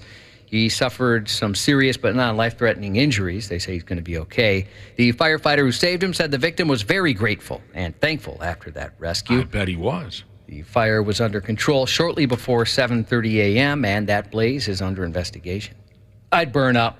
There's no way I'm getting on my balcony naked. Nobody's going to see that. I would just be a charred husk. What if someone had just a ball cap or something around you could put over your, I need more covering. A washcloth? No, I'd need more covering. No, I'm not saying I'm that large. I just mean more of my body. My body would have to be covered. I think I get it. A 19-year-old Korean man was lassoed and restrained after he allegedly tried to open a plane door mid-flight after complaining about chest pressure. The passenger began panicking about an hour after takeoff from the Philippines aboard a flight to Seoul, South Korea. Officials said the flight crew moved the man to the front row to keep an eye on him, but he then charged toward the emergency door and tried to open it. He was immediately subdued by the crew, who used a lasso rope and tie wraps to keep him controlled for the rest of the flight, the airline said in a statement. Police said the man was taken in for questioning but didn't provide any additional details on the arrest or a possible motive. The incident comes less than a month after a passenger aboard another South Korean flight managed to open the emergency door, sparking chaos and panic. The 33-year-old man who opened the door told police he was uncomfortable and wanted to get off the plane quickly. That'll do it. The incident occurred as the plane was preparing to land, but still 700 feet in the air, with video showing the 194 passengers on board screaming as the wind rushed in. It's very frightening. More than 2,500 citations handed out during the statewide Click It or Ticket campaign, which ended earlier this month. The Minnesota Department of Public Safety said a total of 286 law enforcement agencies participated in the statewide campaign, which ran from May 22nd through June 4th. During that time, authorities handed out 2,382 seatbelt citations and 130 child seat citations. Compared to the campaign that ran during the same time last year, that's a 32% increase in seatbelt citations and nearly twice as many child seat citations. Make sure everyone is buckled up and get back to those basic fundamentals. Click it or ticket. Extra seatbelt is now on Minnesota roads. Unbelted deaths are such an easily preventable tragedy. While the number of citations from the safety effort rose this year, DPS said the good news is unbelted traffic fatalities in the state are actually down so far in 2023. We have seen a decrease in fatal crashes thus far this year, and we want to continue that trend. One thing we are seeing on the roadway is seatbelt violations and people that aren't wearing their seatbelt. We've seen a 19% increase. And what that tells us is that we're doing our job by stopping those drivers and lowering the fatal crashes that we're seeing on the roadway, but also we're seeing drivers that aren't practicing good driving behaviors. That guy sounds abnormally handsome, and I bet he has a super hot wife. DPS reminds Minnesotans that state law requires all drivers and passengers to wear seatbelts or be in the correct child restraint. Children under 4 feet 9 or 8 years of age should also be in a child safety seat until reaching one of those two benchmarks. I've heard the worst thing about those child safety seats is learning how to buckle them into the back seats. Installing them can be difficult. Yeah. I know adults who have come completely uncorked trying to set up their child safety seat. I know the Eagan Police Department will set it up for you. I was going to mention there's a lot of places that do that. I think Target will have certain days where you show up there and they'll help you install. Is that right? That's cool. Yeah. Some different police departments, like Dana said, they do the same type of thing. Well, damn. I met a guy in the parking lot this morning that offered to do it. Can't vouch for him. If you've seen a new movie in the last decade, chances are he's been in it. Mr. Katherine Schwarzenegger, Chris Pratt, turns 44 today. He studied ballet. He's a classically trained musician who's mastered the finer points of the bass guitar and singing. He refuses to manscape his chest, and due to the animated show's constant bashing of his band in the 90s, he is not a Beavis and Butthead fan. Winger frontman Kip Winger, 62 today. Wonderful. Yeah, great singer. I watch quite a bit of their videos when they post videos of some of their performances, rock cruises. They posted videos from Medina. Sounded good. I forgot, were you at that show, the Medina show? Oh, I must have been. I've been at every Winger concert at Medina Entertainment Center. Maybe last year or the year before. I'm sure I was there. Yeah, he's one of my favorites. Great guy. They got a great act. They played Battle Stations. Oh, yeah. Yeah, from Bill and Ted. There you go. I didn't know they played that one live. Got some great news this morning from Chipman Jesus. Got his test results back. His heart's healthy. He's not going to need surgery. Good news there. Happy 23rd anniversary to Rug Burnt Nipples and Black Top Mojo Mofo Daddy-O Jesus. Congratulations to Snot Rocket Jesus and Swingin' D Hammer Jesus getting married today. Happy 40th to Navy Vet Lawn Care Jesus. Happy birthday to Bees from Holland Your Wood Jesus. Happy 28th to Bar Tab Jesus. Happy birthday to Formulation Jesus. And happy birthday to one of my favorite people on the planet. He's both a man and a Muppet Man. Our boy Wapple, 31 today. Happy birthday, bruh. And that's 93X News. KARE 11's Randy Shaver. On the Half-Assed Morning Show. Birthdays. Everyone acts a little differently around their birthday, don't they? You ever have that friend that gives you the birthday alert? Hey, just want to let you know next Tuesday is my birthday. Just want to let you know I'm not getting you anything. They give the alert because, there's so much pressure in our society to have a good time on your birthday. It's like, I can't believe I'm going to work on my birthday. Can't believe I'm doing laundry on my birthday. Can't believe I'm paying for sex on my birthday. My birthday recently, for my birthday, I got a humidifier and a dehumidifier. Put them in the same room, let them fight it out. It's about time to drag Randy Shaver and Brad Ryder into the scene here. Gentlemen. Good morning. Good morning. Welcome to the special Wapple's birthday celebration edition of the Half-Assed Morning Show. Happy birthday, Ringo. Thank you. Ringo. You would never know it. You would never know it by looking at or listening to the man. Well, yeah. You'd never know it by listening to him or looking at him. But he is, as of today, a 31-year-old man. Oh, my. He pays taxes. It's crazy. Oh, my. Do you? Yeah. We knew him when? I don't know. How long have we known you now? 11 years? Is that it? 11 years. Well, we were mentioning this earlier, Randy. We had him on the air for his big 21st birthday celebration. We did a big thing for his 21st. And he was interning at the time, right? Yeah. Mm-hmm. Yeah. Yeah, he was interning. We had the girls from a local establishment, and by that I mean like a strip club. They were in, and he did body shots and had his first ever drink in case his parents are listening, and it was fun. I can't believe it was that long ago. Wow. Yeah, I know. Just hammered by, 9:30. Oh, I think it was earlier than that. That's awesome. And now he's into his dirty 30s, Randy and Brad. Yeah. 40's right around the corner. I know. Oh, I know. It'll be here before you by God know it. Josh was playing some comedy bits earlier on in the show. Stand-up comics talking about birthdays, the significance of birthdays or lack thereof. Who's the little guy that we met years ago and he was kind of weird? Patton Oswalt. Patton Oswalt was telling some jokes earlier about how, there are certain birthdays. It's no big deal. F you. Get over yourself. We don't care that it's your birthday. They get 16, 21, 40, 50, things like that.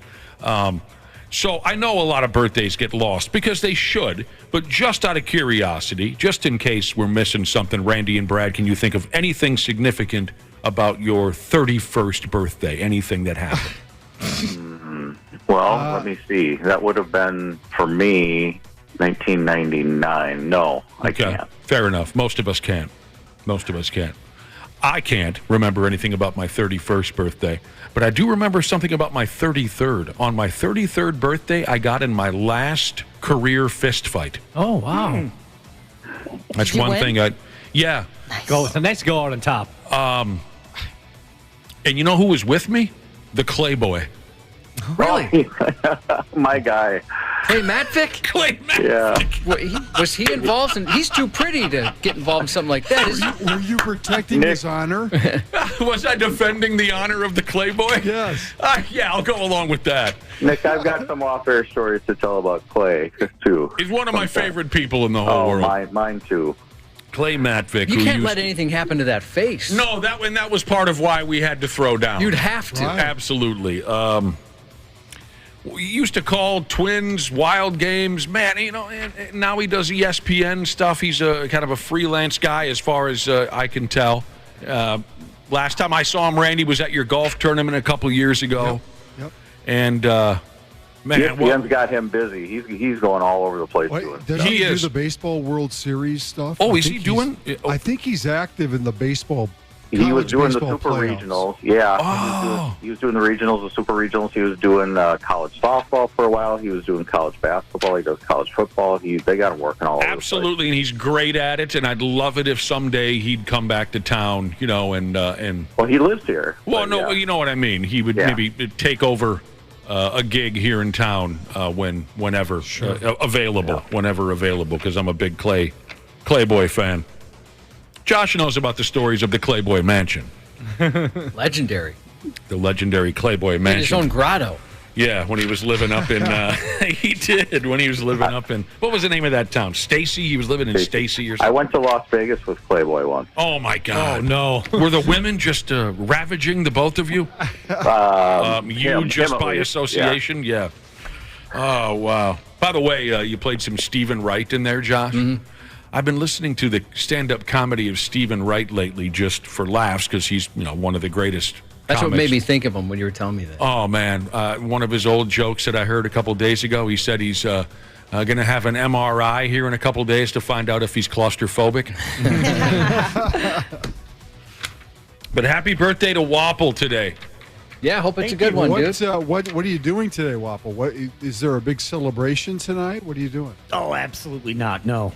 That's perfect. Pretty much nothing. That's the perfect day. Yeah, me and the family, we went out to B-52s in Inver Grove Heights last night for dinner. Super good. Oh, so you weren't too far from me. Yeah. Oh. I'm glad you didn't call. I would have felt guilty for not showing up. No way I'd go out on a weeknight. We should talk a little bit about the second part of a 4-part series that aired last night. The series is titled The Red Sox Stomp the Twins' Guts Loose. Yes. Last night was kind of a repeat of the night before. I was saying earlier, I think that something's about ready to give way. Does anyone else have that feeling? Did you listen to the post-game news conference by Rocco? I didn't listen to it. I read some quotes from Rocco. I mentioned earlier that Rocco appears to be ready to burst. Yeah, he was. He couldn't really put into words anything positive. I mean, he looked really depressed. I'm thinking there's going to be a brawl, maybe amongst the Twins players. Or maybe their opponent. Maybe tonight Boston says something cute or someone gets brushed back on the plate and the Twins come out of the dugout like it's North Stars Blackhawks 1984. Or maybe Rocco goes crazy. Or what, Randy? Or Sonny Gray goes out and pitches an absolute monster game. Well, wouldn't that be great? Which I think is probably the better possibility of all the things you're saying, because if there's anybody that can stop this thing from, spinning completely out of control at this moment right now, it's Sonny Gray. I'd like to see Rocco come out and try to pull him out of a game if it's a tight game, though, in the 5th or 6th inning tonight. Like in the 4th inning. Right. When he's got everything going for him. Sonny's last start, he wasn't terrific, but yet he was a little pissed off when Rocco gave him the hook. But that's what you need right now. You need a guy. That's what stoppers are in your rotation. They go out and they stop bad streaks from happening. And so if Sonny Gray can go out and pitch an absolute gem tonight, and maybe the offense can find themselves a little bit, they can stop this losing skid that they're on. And maybe, you keep thinking, is there a game or a moment that can turn things around? We thought last week that wasn't there a big comeback win or something where we thought, in Milwaukee. This is where they're going to turn it around. Well, that didn't happen. That's interesting that you bring that up. It was just a few days ago they had that terrific comeback over the Brewers. I mean, we went on and on about it, but. Well, here's an interesting text, interesting question from Lake Street Handshake Jesus. Can Sonny Gray hit? Yes. Maybe hand him a bat. So, again, more or less last night, the Red Sox had a beer party, and they embarrassed the Twins at home by a final of 10-4. Right. But, again, my feeling is if things don't go well tonight, something's going to give way, or maybe there's a firing or a trading. If things don't go well, maybe I hope I'm wrong. Again, this was not a starting pitching effort. I mean, Ober pitches. They can't hit a rock solid game, but their bullpen after Ober was, other than Willie Castro, who pitched a perfect inning. Hedrick and Ortega. I'm sorry, two people I have no idea who they are. Were absolutely miserable, both of them, and it just got out of control. I mean, the game was a relatively close game until the 7th inning, and then it just got completely turned upside down. Part 3 of the series tonight, 6:40. And was that Louis Arise playing second base for the Red Sox last night who went 5 for 5? Oh, what happened to Arroyo last night? Yeah, what did he finish with? Did he have 3 singles, a home run, and a home run, a double, and 3 singles? Jesus. The bottom of the Red Sox order in the last 2 games has produced, I don't know how many runs and hits. I mean, and last night their top of their order wasn't bad either, but man, the Twins have been struggling against the bottom of the order. If things don't go well, I'm looking for something. Yeah. Something to give way tonight. Well, and now they're 2 games under 500 in a division that's we've already established is brutal. At least it's brutal right now. It could change if somebody catches fire. This happened like last year too, right? Where we said if somebody were to catch fire, this thing could be over. Cleveland's sitting there at 4 games under 500, and they're a game back. That's how bad it is right now. They're tied in the loss column with the Twins. Yeah, they're tied in the loss column. That's how bad it is right now. Boston's in last place in the East, and they'd have a 3-game lead in the Central. That's hilarious. Ashley, your guy Louis Varland, he's going back to the St. Paul Saints. They're going to make room for, how do you call it, Kente Maeda. What a kick to the shin. And also, we might not see Kyle Garlick. No, he's been kind of released, basically. Again, we might not see him again. By comparison, or how should I set that up? Maybe by comparison is all I can come up with. Cincinnati Reds have won 10 baseball games in a row. That's their longest winning streak since 2000 plus 12. This has been a fun team to watch. I saw a couple of highlights. I've been watching some highlights the last few nights, but a couple highlights from last night. This team's got, I don't know how many guys that are like under 23 right now playing. This McLean, who's playing shortstop, the De La Cruz kid, this Ellie De La Cruz, who went 3 for 4 last night, the guy who got his 20th save last night, Diaz. I mean, there's a lot of conversation in baseball right now. This De La Cruz, by the way, is 21 years old, 6'5", 200 pounds. He's lighting it up for the Reds right now. There's a lot of conversation that this Reds team is like the next up-and-coming team in baseball. Yeah, they're looking pretty good. I'll have to watch a game here before. Another division that's kind of up for grabs a little bit. I'm looking at it right here. There's 4 teams within 4 games of each other there. And the I'll Reds have to check them out. 10 in a row just to get above 500 by 4 games. So, I mean, you're right. But you look at their roster, up and down their roster, it's nothing. It's filled with nothing but young kids. Now, other than Joey Votto. Joey Votto, yeah, he's 40. Somebody or another threw a survey at big league players. Threw a survey at them, and the results are in front of me.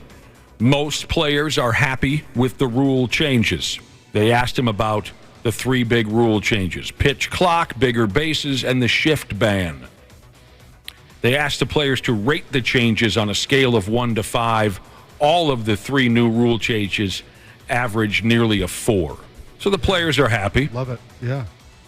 I thought the shift change would play a lot bigger factor than it actually did.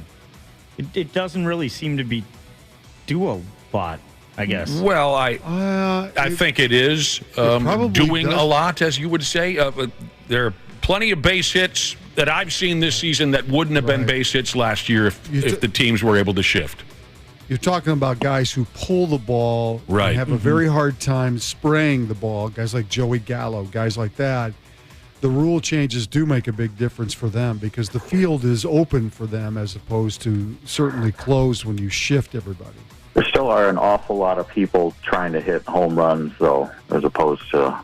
Yeah, but that's just the way the game is, right? Yeah, there ain't no change in that, Brad Ryder. I know. As Mickey from Rocky would say, that's permanent right there. Unless you're Luis Ariz. Now, a majority of the pitchers, pardon me, I should say players, a majority of the players think that the pitch clock should be altered for the playoff, with a popular suggestion being to add 5 seconds. I've heard that. Which wouldn't be a bad idea. Okay. I don't think that changes anything. There was one player who said he's against adding 5 seconds to the pitch clock, saying no one wants to go back to 4-hour games again. Yeah, but you wouldn't just by 5 seconds. Sure. Odds are you wouldn't. I mean, the pressure of the playoffs and just the scenarios that happen, I think I've heard a lot of conversation from mostly broadcasters, but also some players that you wanted to be able to breathe just a little bit more in playoff settings. So, and another player said, in the playoffs, our fans are so pumped they don't give a rat's ass how long the games are. Mm-hmm. Yeah, I like long playoff games. Yeah. I like them to a certain extent, but sometimes it just gets ridiculous, especially with our friggin' hours that we keep here in this awful business that we all voluntarily signed up for some reason. Another interesting point from this survey, players' thoughts on the best potential expansion city. The overwhelming favorite doesn't surprise me because everybody wants to go to this town. Everybody goes there now. We're all going to. Who wants to answer it for me? Nashville. Oh, I was going to say Las Vegas. Everybody's got a hard-on for Nashville. I got a buddy who won't stop at you. Want to go to Nashville? We're going in there. No! I'm going to Nashville for a week in July. I'm going to Nashville for 4th of July. I will not be going with Brad Ryder. Well, you're probably not, because I'm going for a softball tournament, so I don't think you are. Well, maybe Josh and I will show up for this softball tournament. Ruin everything. Fine, we'll be there. 70% of the players suggested Nashville as a viable, how did I say it earlier, expansion city. Montreal was second. I want to see a team in Montreal. Ooh, Montreal would be great. I want to see the Expos come back. That would be great. And one more little note, Ski. The majority of big league players said that Shohei Ohtani, the greatest player in the game today, will be staying in Los Angeles next season, albeit with their other team, the Dodgers. Oh, really? A great majority of the players said if it goes to free agency, the Dodgers will get Shohei. And a lot of them said it'll be a competition between the Dodgers and the Padres, and the Dodgers will win. Well, right now the Angels are in contention in the West, so there's not going to be much conversation about Ohtani leaving during the trade deadline. If they stay in contention, if they fall off the face of the earth. Right. I think that team is good enough. They're going to stay in contention. Then he might be traded before he becomes a free agent. So there you go. Those are some of the topics that they covered in this player survey. Just some of the topics they covered. Does anybody else want an explanation as to what was going on in Wake Forest's locker room? I mean, I recognized what was happening there, but there must be an explanation. So Wake Forest University had a big win in the college. We were just saying something or another about the College Baseball World Series. They had a big win over LSU. Wake Forest did. The Demon Deacons, by God. Somebody had a camera in their locker room. Did we put this up on our website? Yep. Someone had a camera in their locker room. And one player is standing One Wake Forest player is standing. The other is seated in a chair. The player who is standing violently humped the face of the player who was sitting while screaming out loud. Very fast, quick thrust. That's what I think where the real comedy comes in. That's how the young guys do it, real fast like that. Like, it looks like he's done that before. Yeah, I mean, incredibly fast. Randy and Brad, have you seen this teammate on teammate face humping? I'm trying to find it here. Just bah, bah, bah, bah. He's pumping back and forth like it's... It almost looks sped up. It's so fast. And all his teammates appear to be into it, like they were waiting for it to happen. Yeah, I wouldn't want to be on that end of it. I'm all in favor of this. I thought it was just hilarious. the guy sitting there with his shirt pulled up, and I don't want... Yeah. Absolutely all in favor of this, but then again, I'm in favor of anything that replaces let's go. You know that about me. Some of those guys were screaming that because there's no audio in the video. No, they weren't. Okay, no, they weren't. Hey, don't ruin this for Nick. It's all face humping now. I'm watching it. Look how fast he goes, Brad. Yeah. You never did that in your best days on the farm. Oh. That's something I'm not to so see. sure about that. Everybody should see this video on our website. You can find out what the young kids are doing when they win big baseball games. The guy in the chair is lucky he didn't lose a tooth. Yeah. Get his eye poked out. There were a lot of Oral Roberts jokes online. Oral Roberts, by the way, is involved in the College Baseball World Series, from what I understand. Playing TCU. Are they playing Texas Christian, Wapple? Yeah, I think they had their elimination game last night, maybe. Well, aren't you a regular little Carl Ravitch over there? You been watching the College Baseball World Series? Just seeing updates about it. Speaking of we played the messed up walk-off homer call. Was that yesterday? Yeah. That looks like maybe Wapple's birthday party tonight. We're going back to the Wake Forest deal. Why do we have to wait till tonight? Dana, hump his face. Oh, man, that's kind of disturbing. You'd take a birthday humping like that. Why not? It's your birthday. Yeah. You're an open-minded guy. Humping's all around. Yeah, everybody gets one. Everybody gets a hump. Randy and Brad, did you see your guy Victor Wembanyama throw out the first pitch at the Yankee game last night? I did not. It was terrible. I'm sure it was. Yeah. Absolutely terrible, but then again, a baseball fits in his hand quite differently Yes. than it does for most of the rest of us. Victor Wembanyama, first pitch. He will be the first pick on Thursday night in the NBA draft. All right, guys, here we go. 7-4.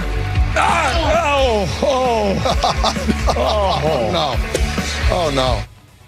That's pretty my. That's pretty bad. Looks like he's throwing a golf ball. Awful.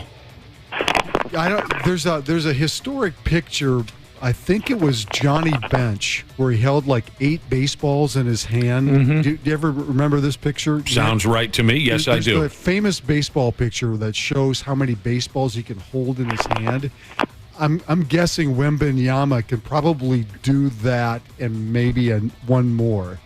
Just the size. The baseball disappears in his hand. Mm-hmm. He's a big kid. The draft is tomorrow night, and I don't think is. anybody in town is Nobody's even talking talking about it because we don't have a pick. Oh, I'm going to have my regular draft party. Are you? Yeah. Good. I already sent out some invites to my draft party. And have you started planning your preseason NFL parties? Absolutely. Yeah, okay. Good. Oh, yeah. I Those are love big, to too. get everyone over to watch the preseason game. Eat some spinach and artichoke dip. Preseason NFL is the best. Oh, so much guacamole at Nick's party. Oh. It's a salsa bar. That's what he has set up. There's all sorts of different dips. So much ketchup.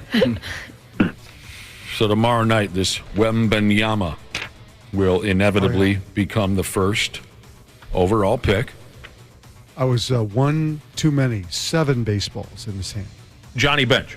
It's a very famous picture. Had 7 baseballs. Google Bench picture holds baseballs. You'll see multiple pictures of Johnny Bench, which when you think about the size of a baseball, to be able to hold 7 baseballs in one hand is pretty remarkable. Oh, wow. Yeah. Yeah, it's a very famous. There's a couple of pictures that were very famous when I was growing up, but There's Yep. multiple pictures now. That's an all-timer. You know, we got Yay. folks like Isn't that amazing? Bush Latte Jesus wondering how many balls Josh's mom can. On Wapple's birthday.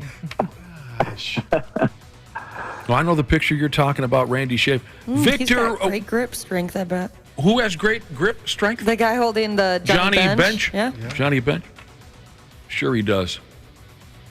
Victor Wembanyama will go first tomorrow night. Everybody knows that. And then a long line of players after him. Then it's kind of a toss-up as to how the rest of the draft goes. But I don't think anybody in Minnesota really cares too much. No. not for a few years. Well, maybe we'll hear this dude's name called. According to ABC News, a 21-year-old law student from Florida by the name of Jordan Haber. And I was all excited about this, and then I found out he's some kind of a TikTok dork. So he's probably just, trying to become the latest. I don't know. This dude, this Jordan Haber, he took a closer look at the NBA's eligibility requirements, and I guess he legitimately is eligible for tomorrow's NBA draft. He looked into the rules, and he's going to be there. He's already taken an airplane to New York City and will be on hand for tomorrow night's draft. He realized the rules state you only need to be 19 years old and out of high school for at least 1 year in order to declare for the NBA draft, which you must do at least 60 days before it commences. There's no actual language that states you needed to play and no language that states you need to play organized baseball at any level. And just for laughs, I assume, and TikTok clicks or however it works, he's going for it. The NBA is going along with it. This guy's never played basketball in middle school, high school, or college. What's the point? TikTok, Randy. It was a dare. Yeah, he did it on a dare from his friends who couldn't get, his friends dared him. They said, you can't get into the NBA draft, but he's in. He will not be allowed in the green room where the other kids will be. But he says, I want to show people that if you try something, work just a little bit harder than you usually do, then some incredible things could happen. And also, in parentheses, I think TikTok. He just wants to be the next big TikTok person. We were bored in high school once, and we started Googling the number to the NBA league office. And we kept calling them, telling my name's Dana Wessel. I like to declare myself eligible for the NBA draft. And we just kept calling different numbers from the league office, and they got pretty annoyed with us. I imagine they did. But it was good for some laughs one afternoon. Nothing better than when you're a young kid messing around with the phone. That's fun. Now, I would guess the NBA is going to address this loophole after this bit is over. Yeah. But this kid's got an official invite. Or they don't mind the publicity. Right. Around the fact that now people are going to be paying more attention tomorrow night. That's what it is. He must be, this Haber kid must be something on TikTok already. Yeah.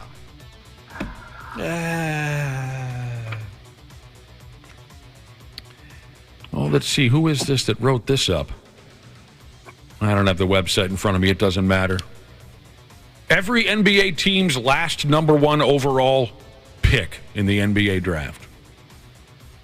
USA Today, there it is. Looking back at the last time every NBA team had the number one overall pick. Now, I don't actually have that for all 30 teams because some have never had the number one overall pick. 6 teams in NBA history have never had the number one. That would be the Denver Nugget, the Indiana Pacers, the Grizzlies, the Heat, the Thunder, and the Jizzazz. So beyond them, here's a look at some of the 24 teams and what they did with the number one overall pick when they had it. You'll like some of these names. The Atlanta Hawks, David Thompson, 1975. I know, Randy, you were a big fan. David Thompson was an unbelievable player in the ABA. Yep. The Dallas Mavericks, Mark Aguirre. Oh, sure. 1981. DePaul University. Boy, could he score. And he was kind of a prick. He was. He Yeah. was. He kind of had a attitude about him. Yep. Lakers, James Worthy, 1982. You guys want to take a guess at any of these? The New York Knicks in 1985. 85. Was that Ewing? Patrick Ewing. Yeah. Sacramento Kings, 1989. Chris Webber?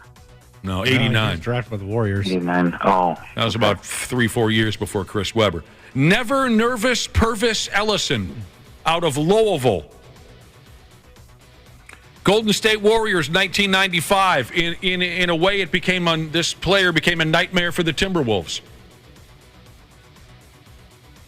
What year again? 95.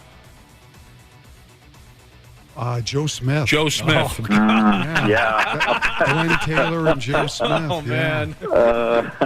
San Antonio Spurs, 1997. Duncan. Tim Duncan. Oh, yeah. Josh, you know this guy. Houston Rockets, 2002. Yao Ming? Yao Ming. Yao Ming. Total disaster here for the Portland Trailblazers and their number 1 overall pick in 2007. Greg Oden. Greg Oden. I feel so bad for Greg Oden. Yeah. It's not like he's dead, but seems like such a nice guy. Oden does. I have wonderful memories of this guy when he had his brief stint with the Timberwolves. Who did the Chicago Bulls pick number 1? Rose. That's right, Derrick Rose. Derrick Rose. Remember the night he scored 50? I was there. Oh, I was there too. I was there. Center. Loved it. And for the Timberwolves, just a couple 3 years ago, A1 from day one, Anthony Edwards. Still love that guy. Looking forward. Think about it. Mm-hmm. The Wolves had Andrew Wiggins was what? What year was he the number 1 pick? But the Wolves did not pick him though. Oh, I know that. Okay. I don't know. 2015. It was 2015. Yeah. Okay. So theoretically, you could have had Wiggins, Towns, Edwards on the same roster, which would have been 3 number 1 picks in like 8 years or 7 years, or whatever the math is. That would have, theoretically could have had, quite the nucleus of a great team, right? Mm-hmm. 3 number 1 picks. Mm-hmm. Hey, Karen Rodgers, who has made $450 million playing football, wants our money. Why? Sign me up. Anybody willing to hand over Karen a little bit of your hard-earned money? Well, what's the proposition here? He wants to raise a little over $1 million for a website called the Online Sports Database. It's supposed to be like the Internet Movie Database, but for athletes. Couldn't care less. Oh, really? I think that's kind of cool, actually. Nothing that I would want to put my money towards. I was thinking maybe it was like a charity situation, but... $450 million, and he started a how do you say it again, Josh? Crowdfunding operation. You mean like Google? Doesn't Wikipedia do that already? I was going to say... That's kind of aggravating. Old Karen. Shouldn't he be busy with the latest wackadoodle conspiracy theory? Well, he is speaking at a psychedelics conference. Of course he is.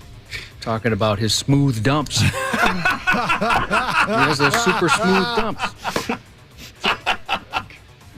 Yeah. Sign me up for that lecture. That would help the world more than the database would. Finding a way for smooth dumps? Yeah. Oh, gosh. Yeah. You'd get a standing room only crowd at my place. You guys like poop humor over at the Shaver House? I'm talking about the neighborhood. The elderly folks at the home. Oh, I understand. Yeah. There are not a lot of yous over there that are regular. On Randy's wing at the home. You have little battles every day on the toilet. Sign me up. When you hit a certain age. Yeah. Sign me up, Scotty. Josh and I do know quite a bit about that. We're still quite a ways from the next NFL season, but you know how there are so many folks out there who just can't shut up about it. Right. I'm already aggravated. So you guys tell me if you want to go here or not.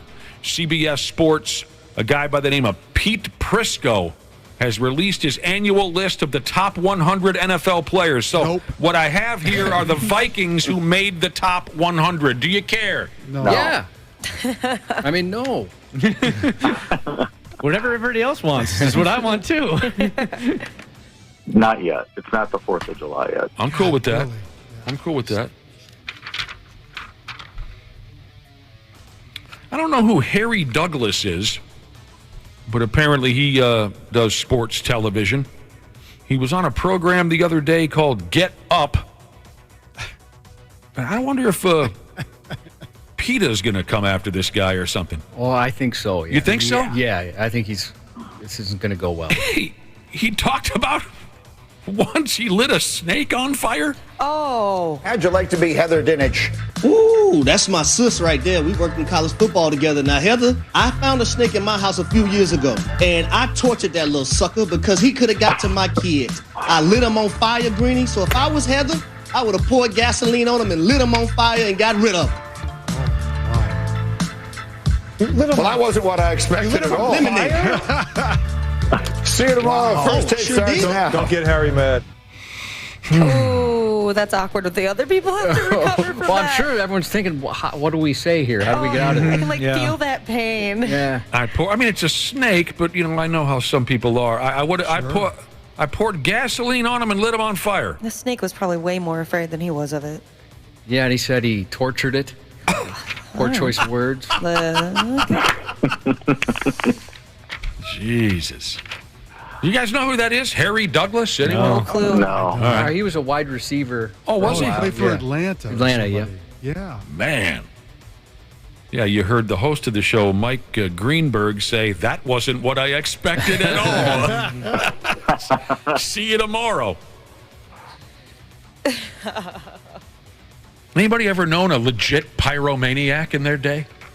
Yes. No. Just kind of the basic kid stuff. Yeah, just I like had, Dana. a run where I liked fire for quite a bit, like playing with candles, but that's not much. Maybe I shouldn't say legit pyromaniac, because that takes on a kind of a more serious tone that I was headed towards. But did you have any buddies who kind of, like Beavis, obsessed with fire? I was going to mention Beavis is the one that comes to mind for me. Boy, is he obsessed with fire. Did you guys... Brad, you're watching the new Beavis and Butthead, aren't you? Yeah, I have watched some episodes, yeah. Yeah, he had a couple episodes there with fire that were uncomfortable. I almost got expelled from high school because one of my buddies lit a locker on fire. How do you even do that? Was he a pyromania type, or that just happened to happen? No, he wasn't. Pyromania, nice. He was. Oh, great album. Yeah, I love it. One of my favorites. He wasn't the pyromaniac in our friend group. He wasn't. But he just lit a locker on fire, and next thing you know, I'm in the principal's office with the friggin' chief of police and the fire chief. That's rough. Oh, man. Whew, I sweat a little bit. Oh, I would think so. I sweat a little bit in that meeting. I'm sorry, how old did you say you were? High school. High school? 16. So what happened to the kid? I mean, he get expelled or kind of a slap on the wrist? No, they could never thoroughly pinpoint who did it. Oh, and nobody snitched. You must be happy to hear that. Yeah. Would you say that's the worst thing a human being can do? Like even more so than murder? It's Snitch? up there. It's definitely up there. Yeah. What I did was I snitched, Ashley, but not what you're thinking. I put the blame on a buddy of ours who had already been expelled. Okay. You see what I'm saying? Yep. Good thinking. He can't get in any more trouble. Can't get From any more school, trouble. at So I least. said, yeah, he must have done it. We'll say it was always fun burning garbage on the farm. Burning garbage? Oh, sure. That sounds Yeah. Yeah, you'd have this, for those who didn't grow up on a farm, you'd have this big hole that you would dig, I mean, huge hole with a backhoe, and then you'd throw your garbage bags in there. About once every week or so, you'd go burn them. Burn pit. You know, Just a big old burn pit up there. Yeah, burn pit, Sure. when I moved to my house in Wisconsin, I realized like a month after moving in that the guy had a burn pit. And the only reason I found out is because my dogs came out of the forest with like expired milk by like 6 years. Oh. Yep, Yum. throwing it everywhere. Yeah. Love those burn pits. You know, maybe I did have more than one pyro friend back in the day, because I remember another day we were in-school suspension. Josh, are you following this? That's the worst kind. In-school suspension. And the same guy who lit the locker on fire, there was like a little bit of a hole in the ceiling, and he put a lighter up there and lit the ceiling on fire so we could go home from in-school suspension. Oh, man. Oh, my God. How bad did it get? It just kind of took off for a second, and then everyone out, and then they took care of it, but then because some water was on the floor and this and that, well, I guess you guys can just go home, so maybe I had more than one pyro friend. We all had our little brief love affairs with fire. Yeah. Boy, you were in danger. We had maybe more of a problem than the average friend group. There was another dude who liked to, take the gasoline out of his parents' shed where the lawnmower was, and he'd pour it down the street for a few blocks. You see where I'm going with that? Sure. And then you light it and you watch it go like you're at a Wasp concert or something. One good eye Jesus said, if we need a whole dog, Wapple and his dad. They're our guys. So 6 feet to bury a dog, fire pit. How deep do you dig it, Wapple? I would go about 10. 10 feet? 10 feet. Whoa, man. 10 feet. It's a big fire. So we're not interested in talking football, and I get it.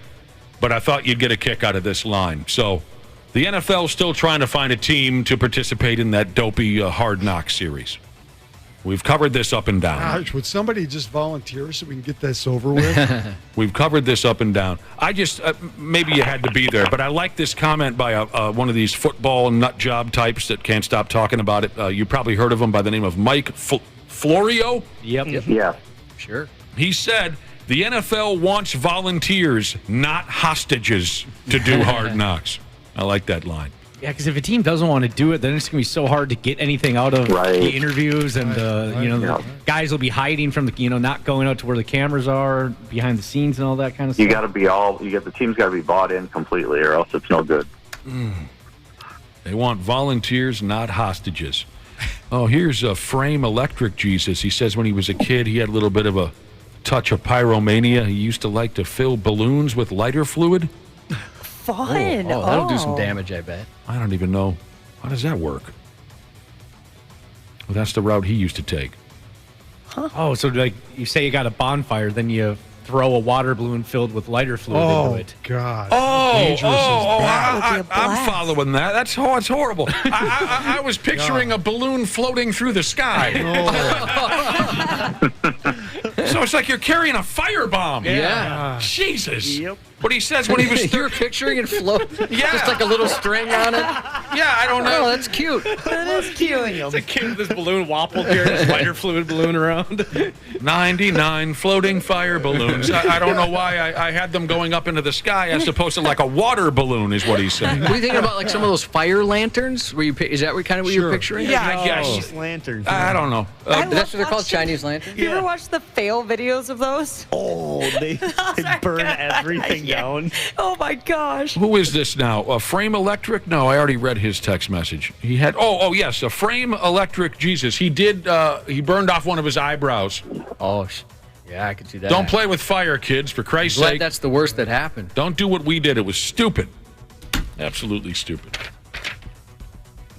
You can always tell when your buddy lit his hair on fire or something, too. You could always tell when your buddy lit his hair on fire. Because of the flames on the top of his head or the smoke? Or Yeah, like they would light their arms on fire a little bit or something. You would just smell it. Oh, yeah. Did you guys used to light your jeans on fire? No. Absolutely. What? Yeah. No. I've seen that happen in this building. Yeah. I've seen people do that here. Not That's ourselves. too close. That's too close to really dangerous territory. There's no way. Well, what I had saw with people with holes in their jeans, the fringes around the holes. I've seen people light those. We would light our socks on fire because it has the fringes around the socks, so it would make like a fireball go around your foot. That was cool. You're 31 today, right? Yeah. It's unbelievable. Yeah, we've mentioned this before, or I've mentioned this before. When we were high school kids, we all had the tattered jeans, the rock star. Joe Elliott is a comparison on the Hysteria tour. That's the comparison I always make, the completely shredded jeans. And we go, we go out to a pool hall and shoot pool, and you'd wait for one of your friends to, concentrate on the game, and then you'd light one of those little, how do you call it, Josh? Like the little fringe. Fringe. Light one of those fringes on fire and then wait to see. A wick. Yeah, how long it would take before they realized that their pants were literally on fire. That was a good time. What was the statement you made? Because a minute ago you said you could always tell when your friend lit his hair on fire. I love that statement. Yeah, me too. What was it that you said earlier this morning? We were poking something about history. Josh, can you recap that for Randy and Brad? Oh, yeah, we were talking about some things that happened in 1992, the year that Wapple was born, and one of them was a terrible hurricane, Hurricane Andrew. Right. And he said, I remember that from history. Yeah. We were kind of breaking down, well, isn't that how we remember everything? Yeah. Things that have happened before the current present time would be history. He's a grown man. He's in his 30s. In his 30s. Randy and Brad, we're going to take a walk on you now. Okay. Okay. Thank you very much. We'll talk to you tomorrow. See ya. Back on the program here before you know it. They want to glorify the fact that they're criminals. It's dumb. These guys are dumb. They deserve to be tossed under the jail just for being dumb. The 93X Half-Ass Morning Show. CJ Ham for Standard Heating and Air Conditioning. When I'm on the field, I can take anything. But at home with my family, we like everything to be comfortable. That's why I trust the pros at Standard. They've been keeping Minnesotans like me comfortable for over 90 years. Is your cooling system making strange noises or not cooling properly? Don't wait for an AC breakdown this summer. Get a free in-home estimate with Standard Heating and Air Conditioning. Schedule your appointment today at standardheating.com. Half-Assed Morning Show. 93X. Right now on the Luther Bloomington Kia text line, text SOAK, S-O-A-K, SOAK to 651-989-9393 for a shot to win a 4-pack of tickets to the 93X Half-Ass Morning Show Booze Cruise. The Booze Cruise will be taking place Friday, June 30th in Stillwater. Tickets furnished by Stillwater Riverboats, sponsored by Anytime Bail Bonds. This keyword is good today, June 21st until midnight. Good luck. Oh, yeah, here we go. The Wapple's birthday edition of the 93X Half-Ass Morning Show carries on. It's 8:32. We appreciate you listening to the program. Josh, you're a fan of a couple of cats that call themselves the Property Brothers, right? I am, yeah. You watch their program regularly? I used to. I haven't in a while. They fix houses? Yes, they do, and they make dreams come true. They're twin brothers? Twin brothers, identical twin brothers. Okay. Have they Jonathan and Drew Scott. Jonathan and Drew Scott. I'm more of a Jonathan guy, but they're both equally pleasurable. Okay. Have they ever come to town so fans like you could... oh, absolutely. They come to town yeah. and...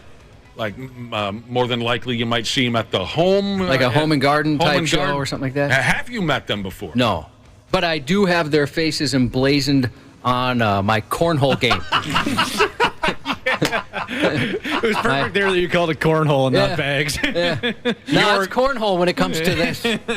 Your cornhole game. Yeah, my stepdaughter made me a custom cornhole set. And I've got Jonathan on one side, and then the other board has Drew. F me running. Would you put them like in, your top 10 all-time favorite television celebrities, television personalities? Like as far as reality, I don't really watch a lot of reality shows, but those guys do seem like a couple of awesome guys. I don't know how to we tell find you out they're terrible dudes. Well, yeah, I don't know how to tell you this, but someone on Reddit asked whoever else is on Reddit, what celebrities would make unsurprising serial killers, and your Property Brothers made the list. Yeah, they make a lot of those lists. They also made a list recently of the television duos that people want to get together, right? Have a relationship, make out, that kind of thing. They're waiting for the kiss. For Pete's sake. All these lists they make. Really? Oh, yeah. Tell me more about this if you stumble upon it real quick. Some of these other lists that they make. They do seem a little too squeaky clean. Yeah, like too good? Yeah, it's almost like too good. Like they got to be hiding something. There's got to be something else happening. Well, they got a third brother that shows up every once in a while. He looks a little shifty, I'll tell you that. There is a little bit of creepiness that goes along with identical twins.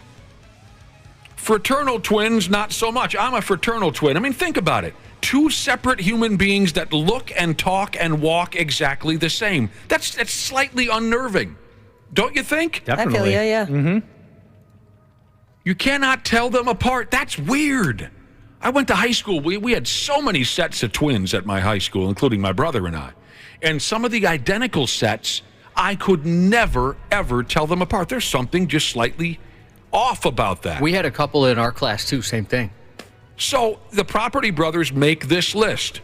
of celebrities that would make unsurprising serial killers. They say here, a little side note on the Property Brothers being on this list, new floors, but never pull them up. They think maybe there's some bodies down there.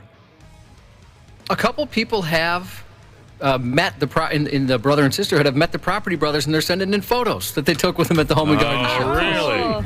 Little FOMO going on, Josh? A little bit. Would you be nervous to meet him, Josh? Oh, heck yeah. Yeah. They didn't meet him at the mall. We've been talking so much about the mall lately, it seemed. You know, two celebrities that I saw at the Mall of America back in the day, one of them was Dave Hasselhoff.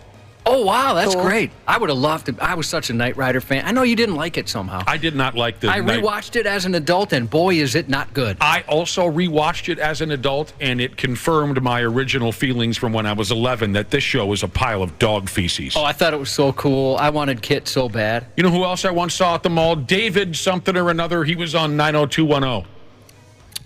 David. I swear to God, his real name is David. Or maybe it's not David. Oh, he was married to Megan Fox.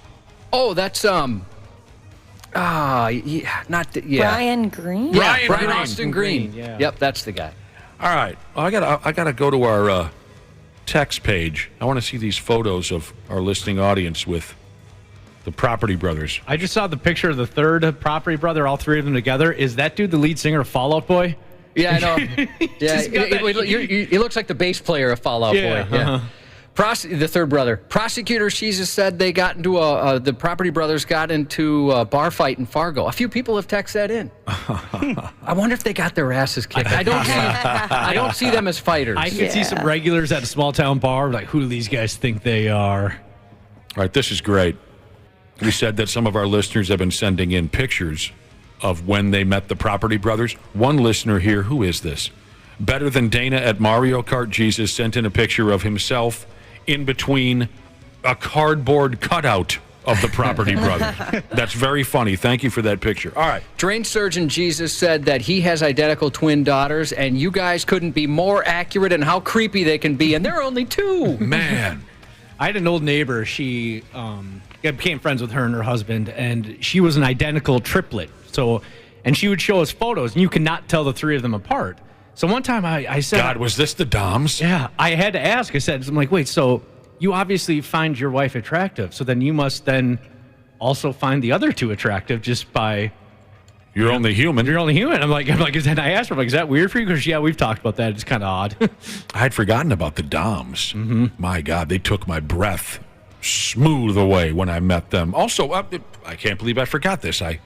I did like a bar gig with the Dom triplets at the Mall of America many years ago when they were in Playboy. I mean, Josh, I'm telling you, I had no oxygen in my body when I saw them face to face for the very first time. I lost all breath. I remember. They were absolutely stunningly sexy. We interviewed them on the phone, but I've never met them in person. Oh, and they were very nice and fun. Oh, very sweet. It was a hell of a, and this was during the low rider jeans period, so there was just a little bit of butt crack. I was going crazy.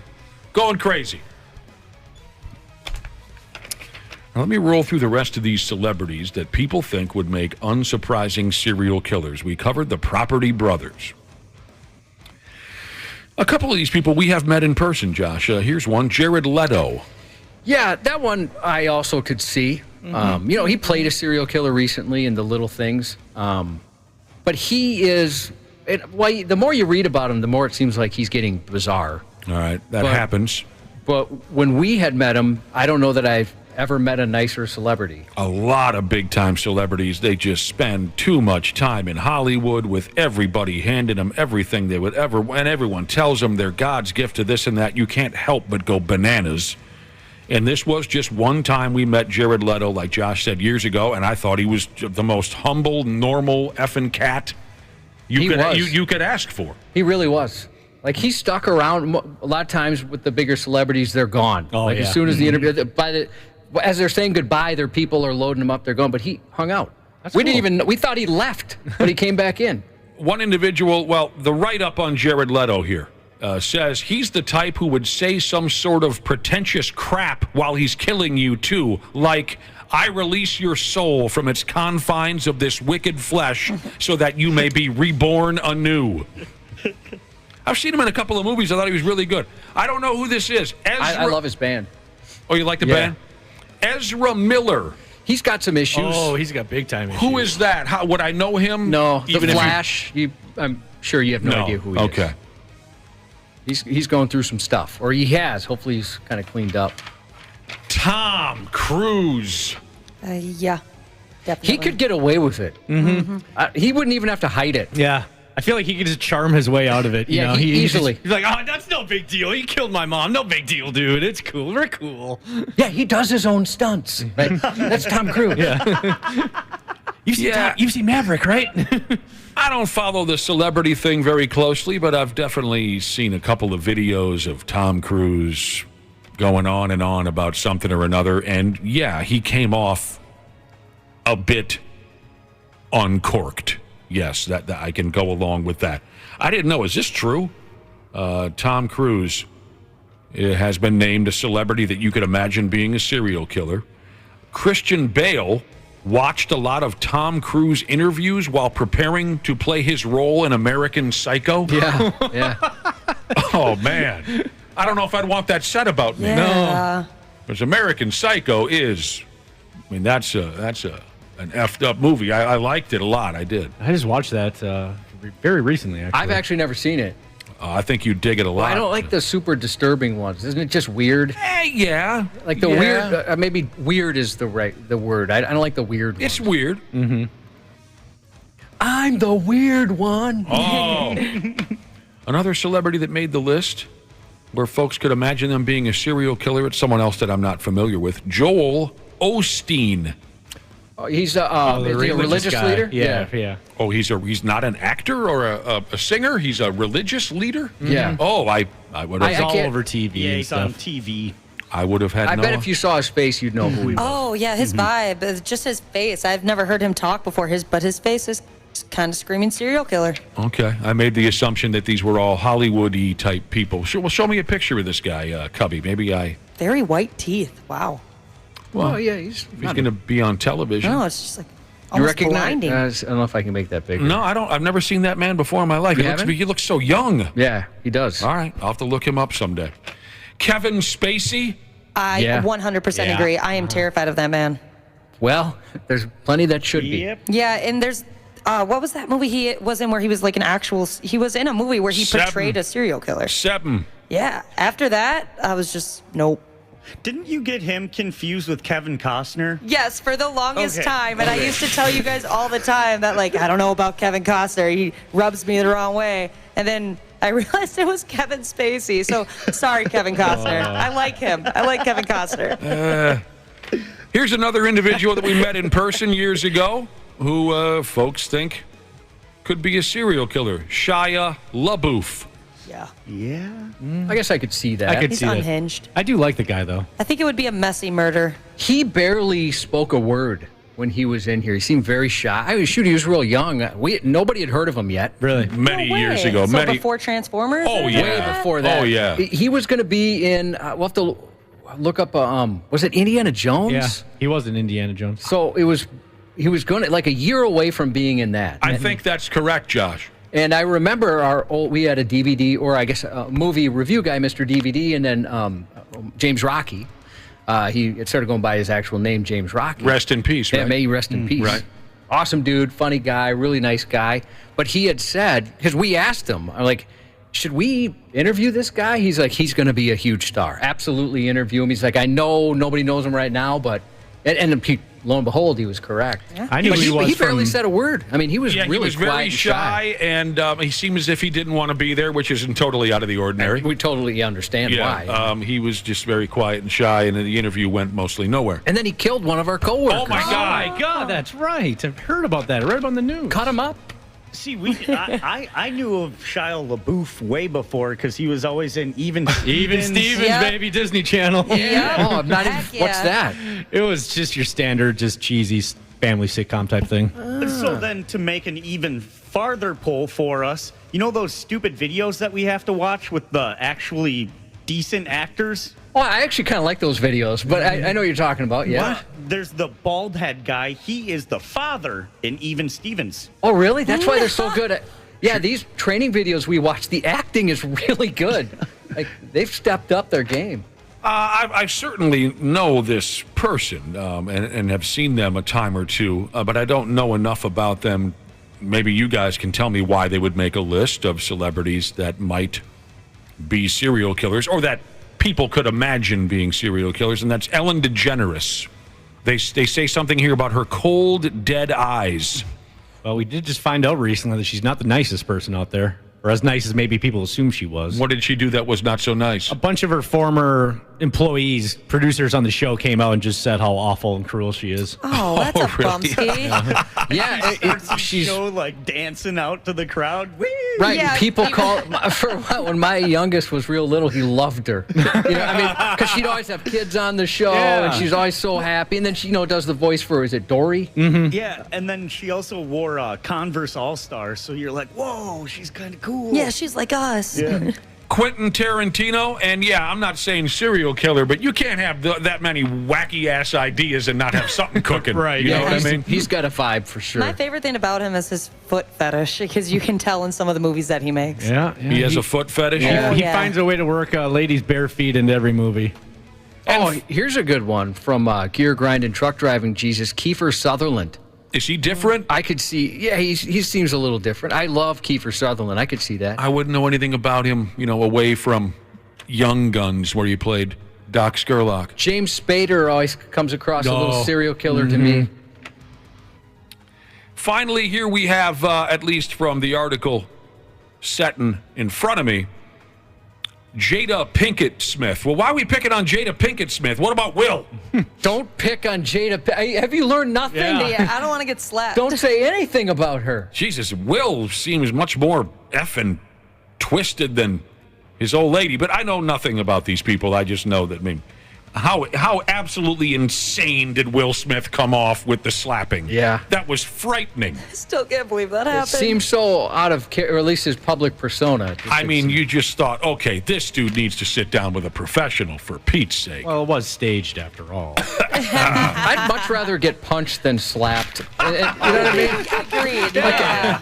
The confusion of being hit out of nowhere, first and foremost, but then also, wait, you slapped me. We're grown men. Why didn't you just punch me? I don't get it. Absolutely. We got a few minutes left here on the Wapples birthday edition of the 93X Half-Ass Morning Show. We got to get out of here at 9 and get you lined up with a hooker. Woo! Yeah, it's his birthday. So we're about done. We were having a conversation. Folks got on the internet, and folks were talking about celebrities that they feel could be serial killers in real life. Celebrities that are a little unhinged, a little iffy, a little different. We rolled through this famous person and that famous person. I got a text from Short-Bearded Jesus. He said, did Eddie Murphy make the list? The answer to that would be no. And forgive me, I'm so out of touch with celebrities. Why would is Eddie Murphy, something wrong with him? I don't think so. Got a vibe. I've always thought he seemed like a pretty cool dude. He seems like the type of guy you just want to hang around. Yeah. Oh, God. You just want him to be around because he's, the funny guy. Hey, they're making another Haunted Mansion. Did you guys see that? Anybody No. care? No. Yeah. Haunted Mansion? I thought that was pretty good. That's an Eddie Murphy movie series? Yes. Never saw it. There was a time when I worked at Blockbuster where you could pretty much just answer the phone and say, no, I'm sorry, we're still all checked out of the Haunted Mansion. Oh, it was that popular? It was that popular. Really? Yeah. Further research on this topic, celebrities that folks think are badass crazy. Joaquin Phoenix. Yes. Yeah. Very good. He's done some things. He seems like he's got jars of pee and stored in the closet somewhere.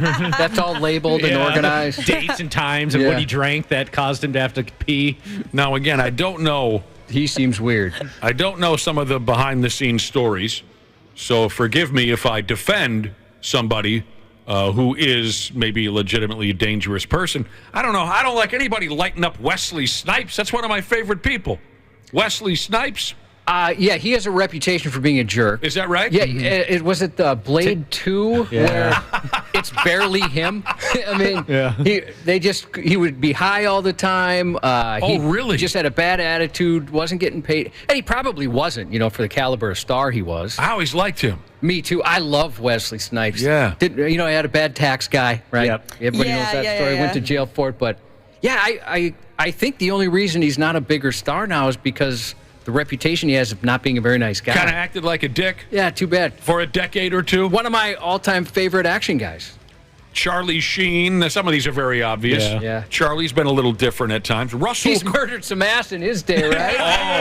You know what I'm saying? Sorry to be so crass. Russell Crowe. Oh, I don't know about that. I don't know if he'd kill somebody. I could picture him beating the crap out of somebody. Well, yeah. Who deserved it. Mm-hmm. Absolutely. Not all of this is the serial killer stuff. This is just celebrities who come off a little crazy, iffy. Nicolas Cage, Christopher Walken, Nick Nolte. Like I said, some of these are obvious. Nick Nolte is one of my favorite actors of all time. He's good.